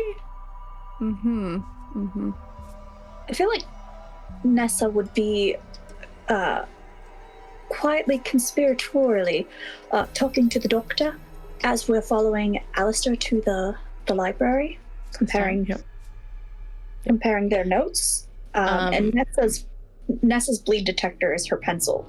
So when she starts twirling it, that's what gives her the direction of like if the eraser stops. Yeah, it's pretty intense all over this area. First things first, as you raise it toward, it points directly at the mask you're wearing, if it wasn't obvious from the magical change. Oh yeah. I'd say that the other thing that you feel is like a bit of concern, for sure. Like it seems to be just ambient in the air. I would say that as you are like listening out and comparing notes, I'm going to give you some extra information just because I would have said that you guys would have just written it down, right? Because you were both observing. Somebody fell. You see a note that says like a poor woman fell down on the dance floor, and then you hear a woman falling on the dance floor. And she checks her note and looks up at a clock. 11:50. Doctor, I think it's time. Well, if it happens again, and he's already documented, like that someone falls at precisely 11:50. Yeah, she has a little note, like a little check mark beside hers. Oh, this is odd. I do think we are in a time loop. Do I overhear that conversation? I would say that you're moving together. I'd say that if you, I would say, are you guys trying to be subtle about this? Because I'm going to need a hide roll because the guards are very aware of you. Yes. Subtle, like just pretending like they're talking, like not something to add onto my hide roll. And I feel like this is a good reason to burn another use of saw this coming. A way of silently communicating, like subtly from across the room, I think she and Nessa would have discussed. So, like, Royal does one of these, which is the ASL sign, fun fact, for earplugs. And you see her eyes, like, bug. So you get an extra die for your hide roll. She makes a little note. Yeah. Can I have you roll that hide roll? Yes, Detective, absolutely. what are you doing? So while they left, she's been feeling very uncomfortable about not having her vest. So she's gonna attempt to sneak. So I guess that would be hide. When Georgiana is distracted to get into the coat room on her own. All right. As you approach, there's a bit of a blink from Regina. Oh, is there something that I can get for you? Do you have your ticket? Yeah. Oh, sorry. Wrong voice. Yeah. Can I get my vest back, please? It's very chilly. Thank you. Yes, it can get a little bit cold. You can always dance, though I've heard that people are overheating because the dance floor. They go to grab your piece. What were you trying to do during this period? Sorry? If there's a door to get into the coat room, like after I was gonna try to get my coat afterwards, but while she was distracted in general without really paying attention to me, I wanted to try to get into the cloakroom. If you're trying to sneak in, a hide roll, please. I will also say, as they're going, when you caught them, there was a brief moment of you could overhear a little bit. There was a, why don't you go tromping around back of stage down by that musty cellar? Isn't that always the way of it? Like there was a distinctly aggressive grumbling. Okay. Yeah. So I have a 5 on my regular die and a 2 on the gilded. A 5 on your regular die and a 2 on the gilded. I think it's subtle enough that you can get behind the counter because there's just a little opening for Georgina to get in and out. What would you want to do if you got in? Oh. Okay, so if I can sneak in there, are we saying this is while she's getting my coat, or? I'd say that she's while she's getting your coat. If you're wondering what she was doing, near the front, on kind of against the chair, hidden, I'd say that you can see that a purple coat. You swore you saw it before. Yeah. Somewhere else. Can I try to check a pocket of it? Yeah, go for it, because you can also spy a little bit of silver on there. Okay, awesome. I'm gonna try to nick it. Yep, go for it. I rolled a 6 and a 3. Love it. With a 6, you pull out a card from there. It is the 10 of Cups. People standing beneath a beautiful rainbow. The 10 is circled. Okay. As you arrive at the library, Alistair, you see guests leaving Marielle's table. And she seems a little bit confused, but I feel like I've seen you before, dear. But come in, come in. Just as a quick question, as I've been wandering through, the vision that I had when I inspected the body at the beginning, do I see anything from that as I walk through the room? From the body? From the perspective that I had when I looked through their eyes. Oh, when you looked through? I definitely feel like you heard the tearing of paper. And I will give you that there is a torn piece of paper near Marielle's, like on Maria's table, a little bit to the side underneath a book. A little bit out of view. Okay. And as you arrive for the first time, I think you also see, with people by your sides being observant, like, I'm imagining you're faking a conversation about how like exciting it is to get your cards read, and oh, it'd be so nice to know. That guard from that I described in another time is very specifically kind of rearranging the books, looking up and kind of does one of these, like a huh, and then shrugs and then goes back, but is keeping an ear out and an eye. They are much keener than the rest of them. I will also say that yes, you feel like that you see a little bit of a glimpse of silver.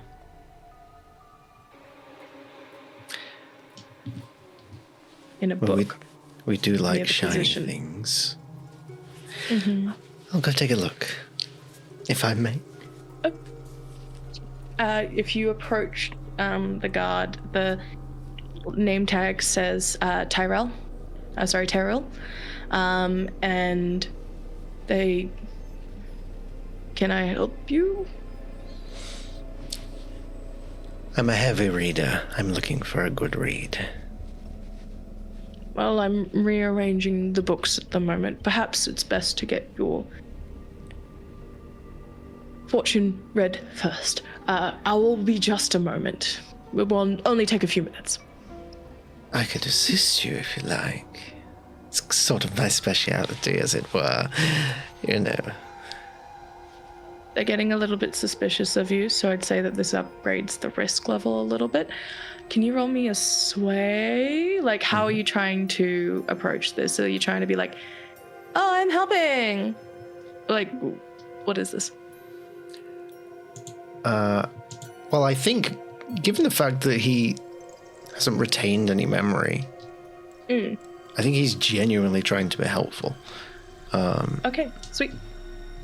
Let's have a look. Sway. I'm going to spend a drive, because my sway's not the best. That is a 3 and a 5. Let's go for the 5. All right. With a 5, they have their eyes on your group more so than you might realize. I'd say that in this current point, there's sort of an ambient stress that's starting to seep into everyone. Something feels wrong. Everything's a little off. Can I have everyone take a mark and brain? And as you kind of squint and blink, and you can assist over that side. So you are able to assist as you wished, but should you reach for certain silvery shiny things, they'll need to be extra subtle about it. So if I could have a hide roll from you as well. For the doctor and our dear journalist, Marielle's like, welcome, come, sit. Nessa would take a seat. Dr. Wells would actually pull out the chair for Nessa. Thank you, Doctor. Of course. They lean close again, and did Rook send you? We found his body. They try to hold in a worry, and then they push the torn piece of paper toward you. Welcome, welcome. Let me do a 3-card reading for you, shall I? Of course. And she will set her hand, she'll do the 3-card draw. And as she does, she sets her notebook over top of the torn piece of paper that she slid to her so that she can pull her notebook back to get the paper. As you pull the notebook back, I will give you that in a second. Yeah. The first card flipped for you is the Chariot. You must be dogged in your pursuit of truth, as you have been finding a story. And then it is once again the Death card, and once again the Tower. The same warning, the same feeling. But this time, as they turn, then they push forward, you hear a little clink, a little bit against the edge, and you see a tiny, maybe like a monocle almost, piece of glass. They're trying to be as careful as possible to not draw attention to it, as they're like, oh yes, the mysteries. She does the same. Because seeing the invisible ink, with as sneaky as her sister is, I feel like she would know this is what this is what we're looking for, and trying to be very subtle about scooching that closer to her. Okay. As your reading is given, they gesture over to the dear doctor. Would you like to have your piece read? Your future? In an attempt to essentially take any heat off of Nessa, he'll step forward. Yes, of course, I would quite like that. Yes, please, have a seat. It's not too much time before midnight. And as they do, so what was that hydro? I spent a drive to make it a flat roll, Mm-hmm. and I got a critical failure. Sir. There's a... Sorry, I did mention, and they like lightly move you over. Should you try to resist, there's extra pressure. I did mention that I was working on this section. You can enjoy the other one until your reading is read. Thank you. Manners cost nothing, dear friend. Manners cost nothing. I do hope you'll remember that in time.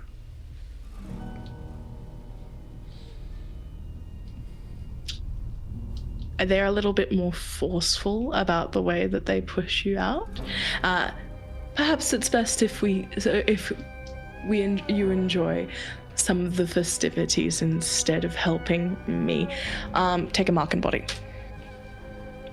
As you feel a bruise on your wrist. And as you sit down, I'm going to say that you basically act as the cover. For you, dear doctor, you get temperance. You can help bring an unbalanced body and mind into harmony. And Nessa, I imagine that you unfurl the note in your hand. What does it say? Oh, that's the right question. It says, end, with a bunch of words that are scribbled out, but the message as written is, end this folly, someone please. And as you read that and the rating is struck, there is the glass, I imagine you slip into your pocket. Mm-hmm. The music swells. 3, everyone starts to cheer. 2, midnight is almost here. And Bolo? While that's happening, before the count starts, the lady had said something about behind the stage, the cellar. I have a camera in my inventory. Would it be like a Polaroid, or? It would be still developed, so we could... It would have to, because of the technology of the era. Then, I guess in my detective notebook, can I just like write that down? Yeah. No, you can write the word stage. Okay. Yeah. And 1. The music swells. Your eyes close briefly. You blink. And Royale. You watch with abject horror, and you feel the compulsion to move back to where you were previously when you first entered. With no blinking sight. Can you roll me a hide roll? As security will be checking.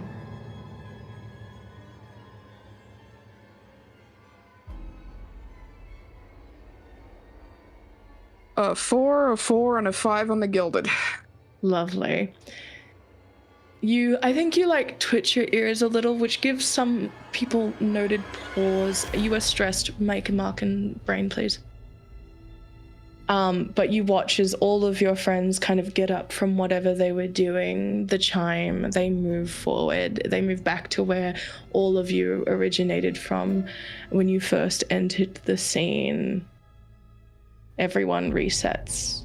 The objects do not, though. You take a quick side glance and you watch as the drinks are left by people, the others are moved, and the music swells, and you are returned.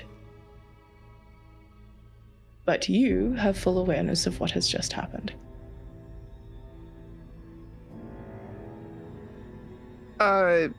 Maybe a little dazed, I imagine, but Yep. Turning to Nessa, just time loop again. Now, so you that's don't know what silent. they're talking about? Silent But- way of communicating. Mm-hmm. but you look at your notebook and it does say that. You also feel things in your pockets that you didn't have before.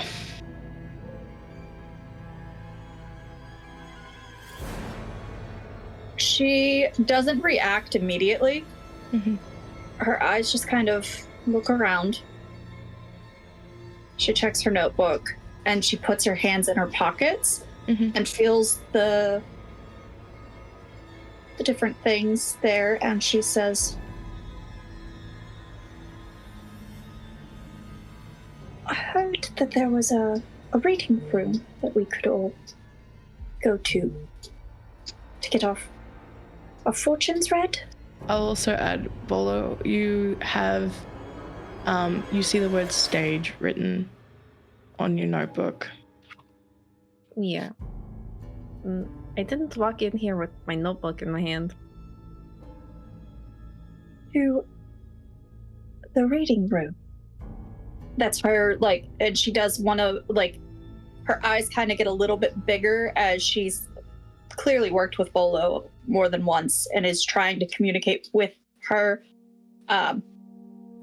Not hear, walk, and talk. And as she loops her arm with the doctor and is like, The reading room. Yes. What's the reading room, my love? And she's just like putting on a show so that she can talk. As you enter, you move forward and through. It's the same, exact same Royale. Can, if they're going toward acting like they're going toward for a reading, can she stand kind of parallel to the mademoiselle and just waiting for her to ask that question again?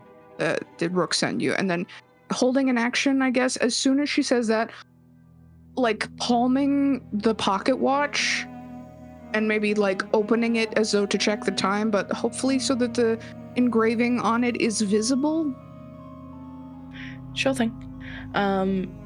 As you do that, it's like, hello dears, welcome. Just one moment. As the other has left, that guard from before is more alert of especially Royale right now, very specifically because Royale didn't go up to a guard again and ask if they wanted to bet.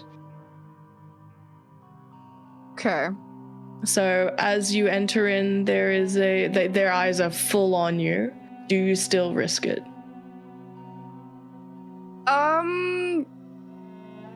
Make it more of a look like they're just checking the time and being like, oh, 10 minutes to midnight. And if they're looking at Royal, then she's looking at them. And just like kind of fancy a game of chance, do we? And there's a squint. I'd like a sway roll. Yeah. As you enter in. Now. All right. Vince, but it's been a drive. My last one. Can Nessa give her a drive? Nessa can give her a drive. That's fine.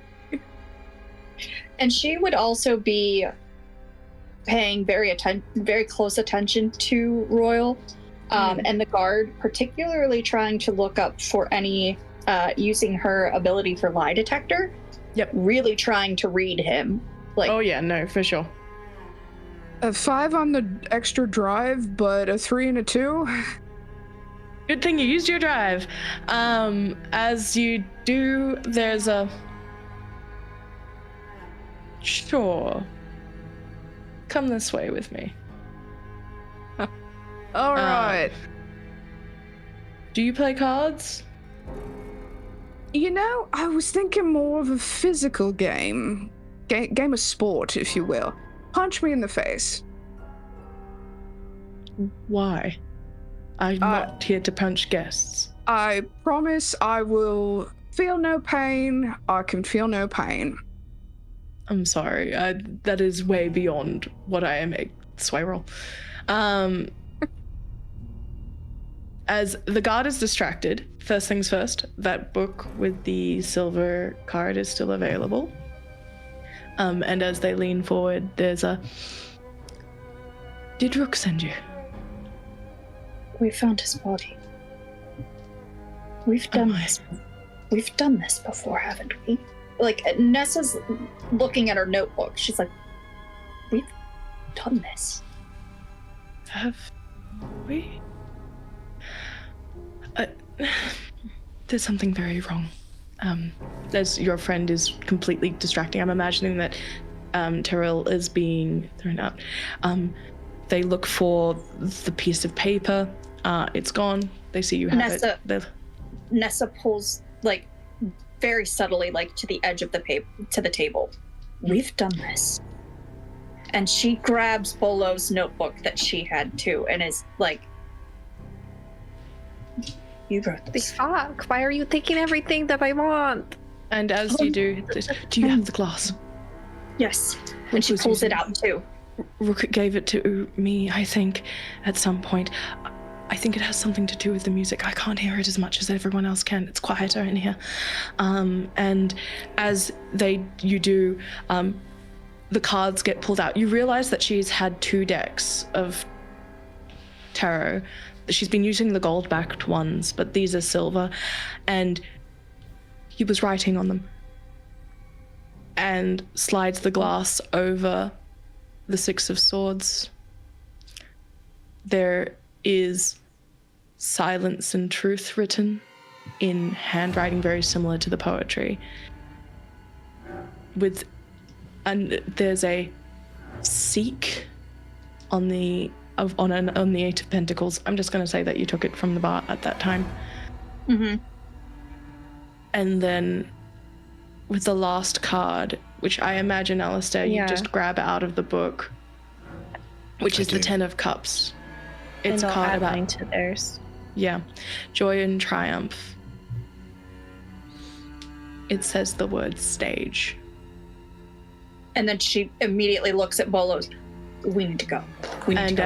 Before you do, there is a small, slow movement as she takes the card that is the moon card, and on the hands of the card there is a clock.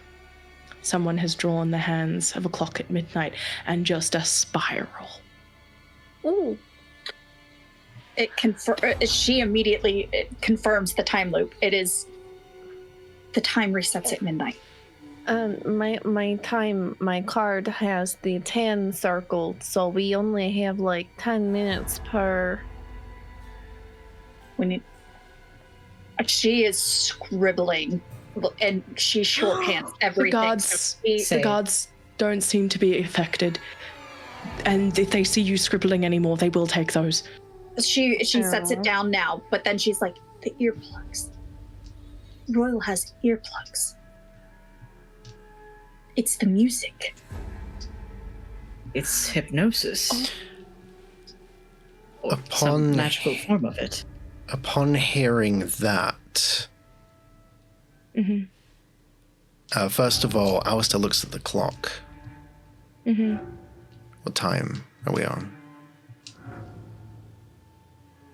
5 minutes to go. It ticks down to 4.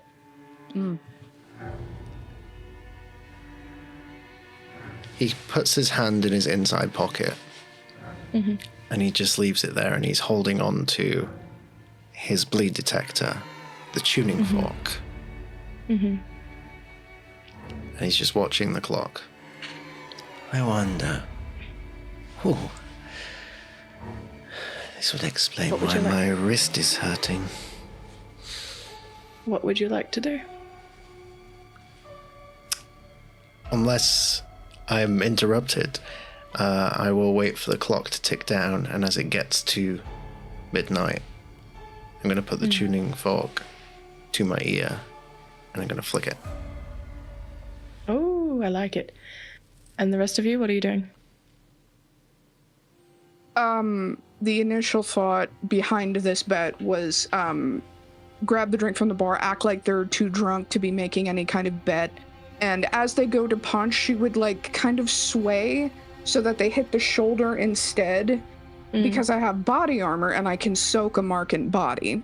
And the agreement she tries to get them to agree to is, if I feel no pain, you give me your jacket. If you knock me out, then you win, and I'll next round's on me. Something like that. I think they're like, the drinks are free. But what was the roll? I on the one die I got a 6. Yeah, all right. And you see like almost a greedy, like they have been dealing with, if you can imagine, in the time, like the same shit, literally every single, there's a boredom to it.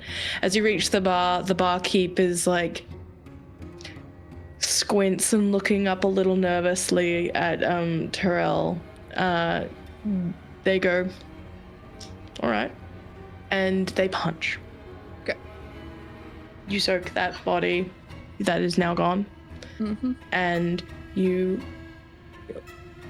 are fine. Give me a jacket. No, bet's a bet. They begin taking off the jacket, and as they do, you see like the barkeep being like, I'll get it back. Okay. And I guess in this scenario, acting like she has no memories, the thought was that to essentially disguise herself as a guard with the earplugs and everything. So hopefully, I will say that there is a limited number of staff, and you would stick out. It's not like this place is crawling with guards, unfortunately. Okay. But you can reach into the jacket. Yeah, reach in the jacket pockets. And I will tell you what, I'll give you this because, quite frankly, it's funnier for me this way, knowing what Tyrell has read in the wondrous adventure we have been given. There are a pair of earplugs in there.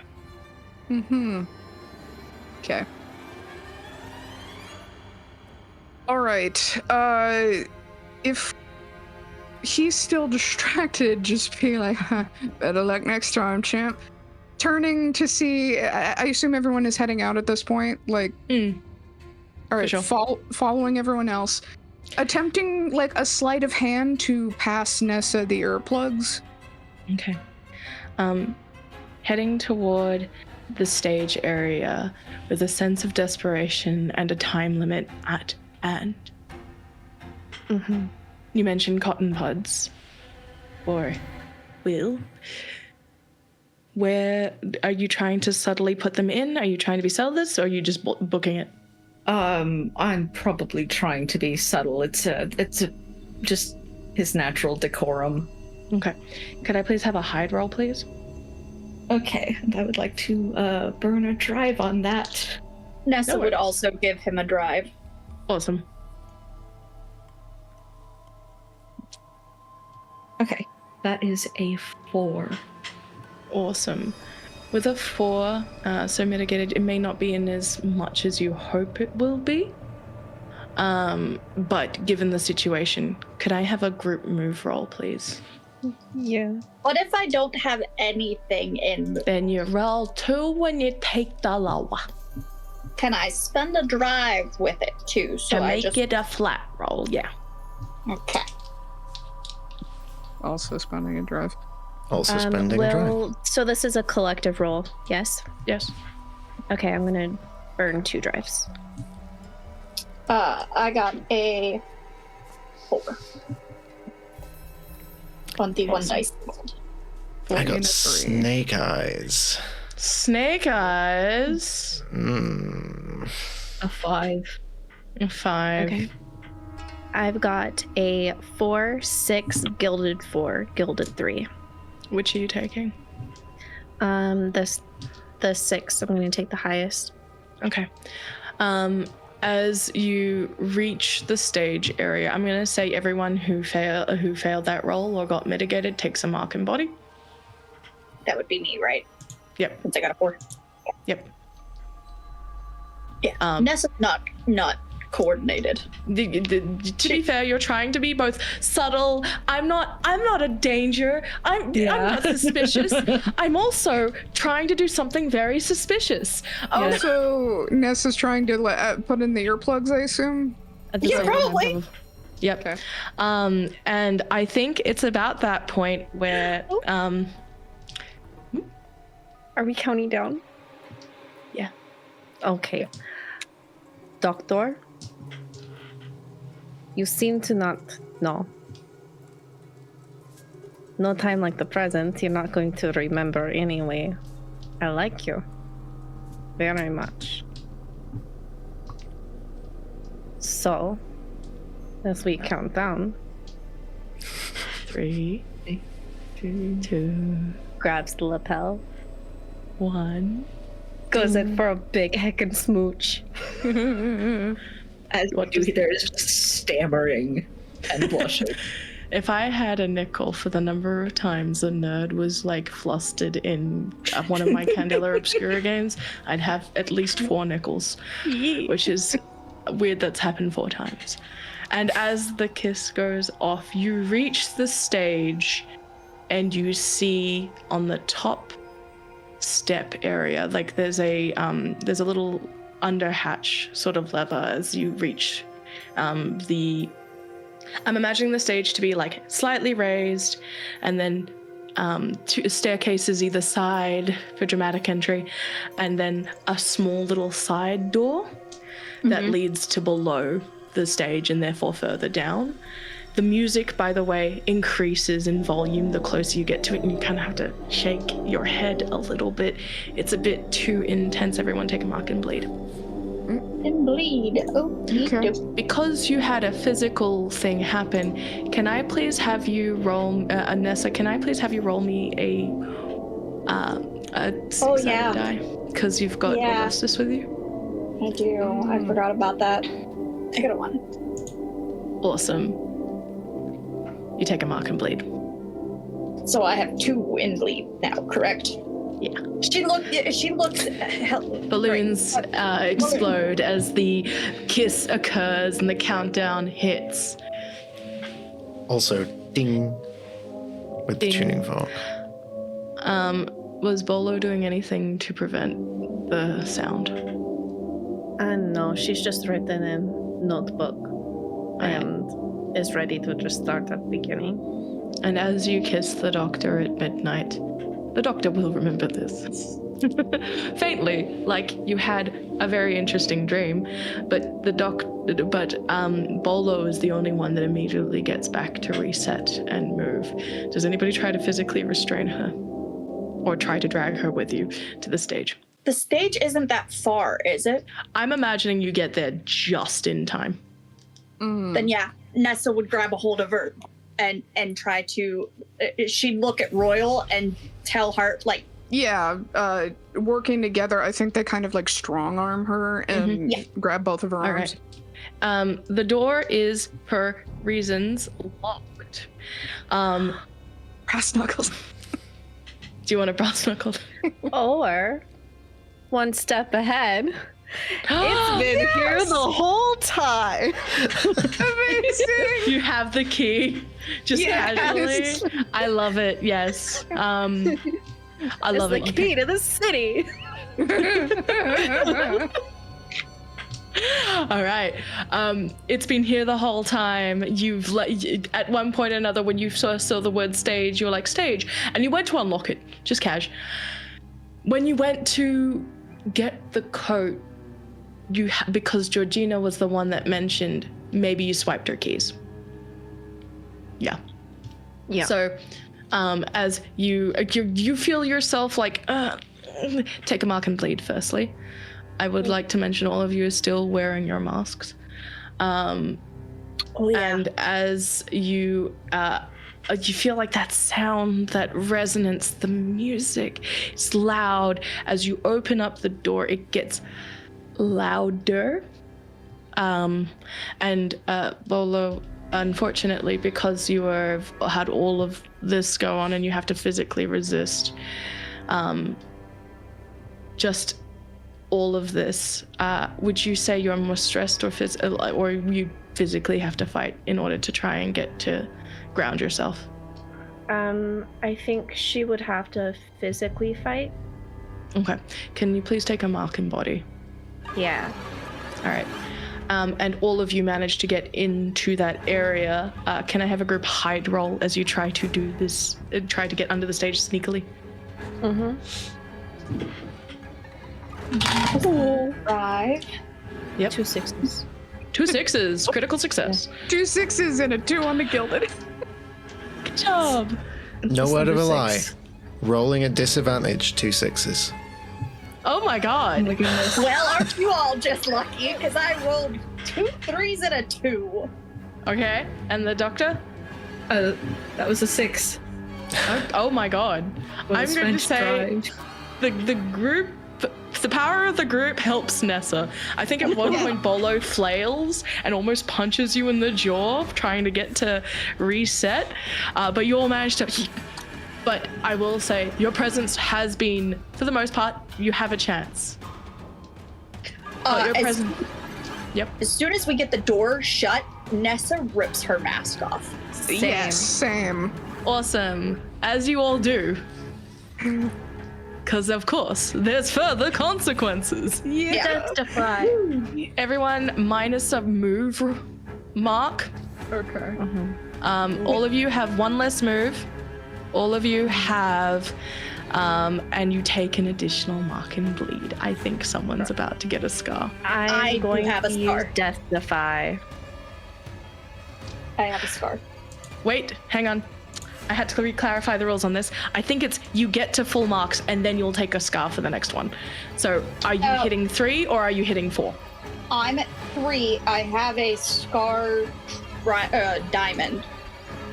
Okay, yep, you're about to hit a scar. Yep. Now I have a question about the move thing. I have no dots in move. I have no dots in strike. I have no dots in control. I got nothing. All I have is 1 drive still. Remove that drive. Okay. So Cool. as we see people collapse as they get beyond the barrier, because we are out of brief harm's way. How does Alistair's scar hit? Because I feel like this is a bleed scar. You're ripping off the masks, everyone. He's overstimulated, he's elated, the music is getting to him almost, and much like he said earlier in the night, he just sort of starts chuckling. The bleed, oh how it sings to me. And you see him just breathe it in.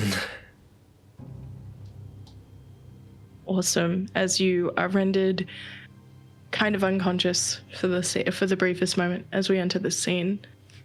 Nessa, what happens to you? Is it a scar or like where am I at? It is a scar. It is a scar. Okay. Yep. I don't know. I've never had a scar before. This is new. So, how does it feel? Oh, she's extremely overwhelmed. Nessa already gets anxious and I feel like almost like her ears would be bleeding. Like it would feel like it's hard for her to hear, especially out of like her dominant side. Like it would just be like everything's all muffled and it feels overwhelming. All right. And as you defy death, how? I like to think that it's thanks to my good skincare that the mask could not really grip onto anything. I have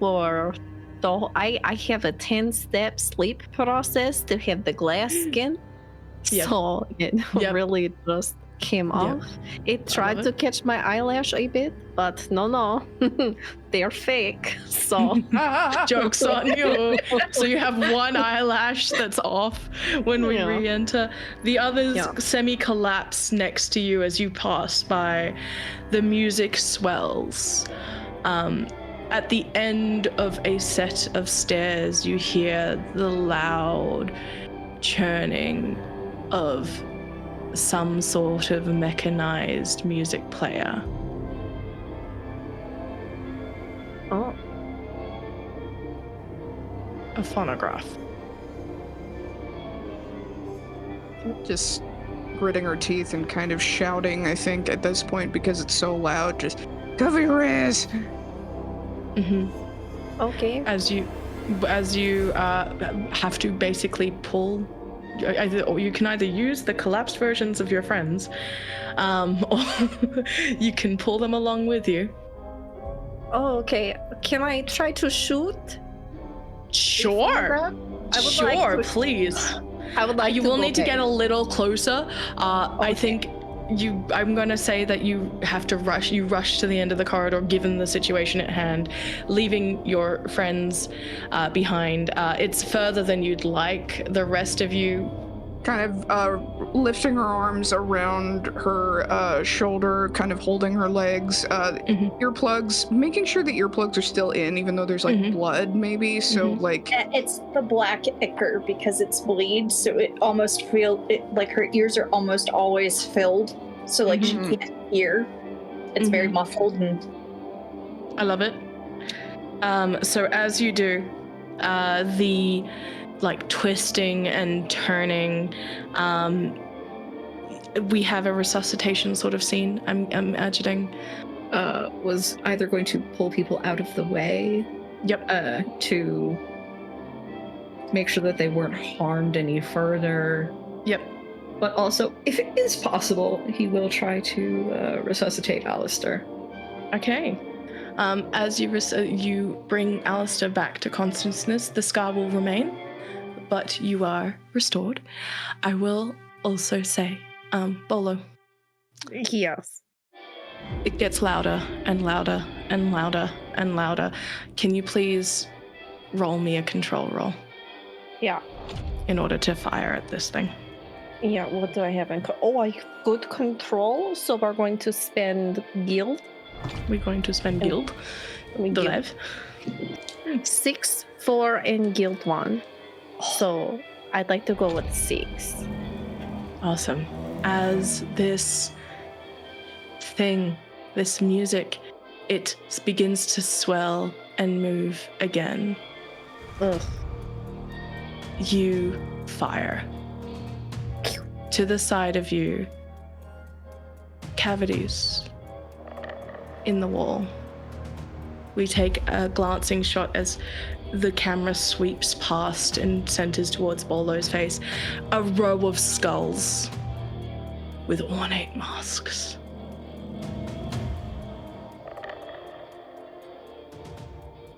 And you fire.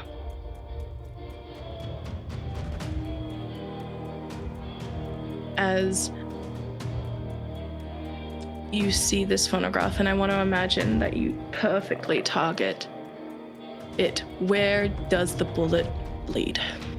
I'm going to try to deadeye, like where it would pick up and read.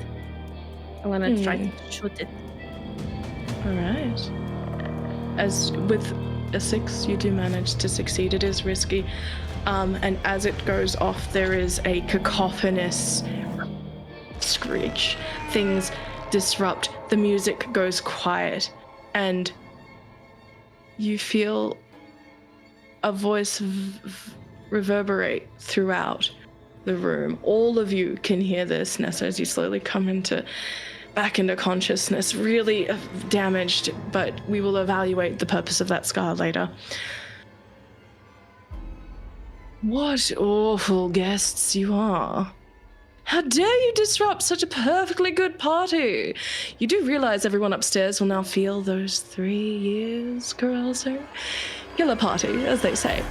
Time to start planning my next big score.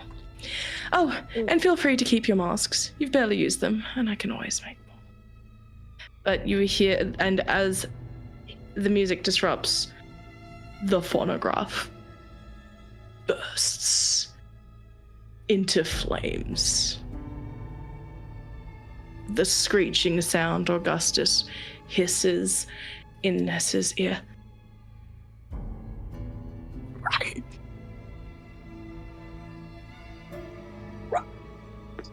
And she's like, she does one of these, and like the black comes out, and she's like,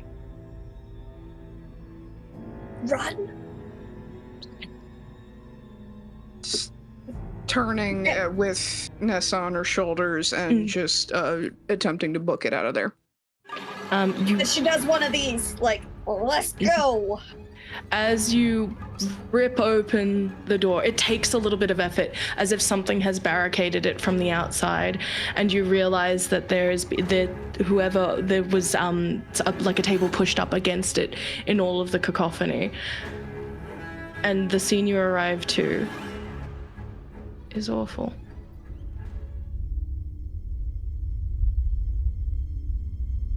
Like ashes in the wind, like broken tree branches, like driftwood. Body after body, partygoer after partygoer. Bald. Shattered. Time has found them for sure. Time not spent eating. Time not spent drinking. Time not spent resting. Broken bones. Like dust and ash and smoke. The only thing left of this once fiery and loud and bright bonfire of a party, as the clock ticks over 1, is but embers.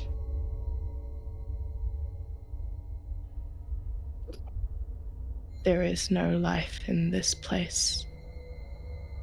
There is no life here in this wishing well. And that is where we will end our session of Candela Obscura. Good job, everyone. Congratulations. Thank you very much. Yeah. Woo. All right. A big thank you to Beadle and Grimms for supplying us this variant of the adventure. Metal. My personal favorite part is Bolo kissing the doctor. That was fun. Also, the look on Sky's face when Nessa said "my love," I was lost it a little bit. What about everyone else? I think the bleed marks were pretty cool. I've never gotten a scar playing Candela before, so that was pretty cool. Coming up with something that would follow this character. Nice. I was just enjoying being creepy. You were creepy as hell. You were a good kind of creepy. Oh yeah. That is not what we normally see from you. It was very good. Very good. I love the scenario of just having to leave reminders for yourself every time the loop resets, like writing in the notebook, leaving objects, things like that. That's one of my favorite pieces of time loop media too. So fantastically done. This was very well written and executed by our table. It was very fun. Good crew. Good crew. I understand why this is a favorite system, because I think I messaged my spouse probably less than an hour in, oh my gosh, I get why everybody loves this system. It's now a new favorite of mine. Right. It's so much fun. I like that it's 1 dice. It's similar to Vampire that way, where it's 1 dice system, but you do the pools or the different mechanics. I like the drive and the fact that you No, drive is definitely my favorite part. It's just collaborative, it's fun, everyone's abilities are unique. Yeah. I love our abilities and gear, because every single loadout has different gear. You have something that's special to you to use, and like you might have something similar to another class. Like with Bridget, I had one step ahead. I saw this coming, and like being able to use the similarities in different ways is just such a blast. Yeah. Congratulations, everyone. I'm very proud. Thank you, Scarlett, for running this, and it was so much fun. You did such a great job, Scarlett. Crushed it. But should you folk want to enjoy this and many others, please check out the new supplement and collector's box. There's a deluxe edition, yes, Patch? There is indeed, yes. Head over to beadleandgrimm.com and check out the Candela Obscura Horrors of the Fairelands Premium Edition, which is available right now to pre-order. I believe it is shipping in February. It comes with so many things. There's like 50 plus different handouts, physical handouts. There's things like necklaces that are props from those things, so you can not just handouts but actual props to give your players. There's a big map of New Fair, amazing things. Go and check it out. That was it's my amazing. other favorite. I wish I would kill to have a physical copy of this for sure. Right? That was Just my being able. Yeah, sorry. Sorry, I didn't mean to interrupt, but that was another of my favorite things, was actually having the handouts available digitally that they kept coming to us. That was so cool. Right.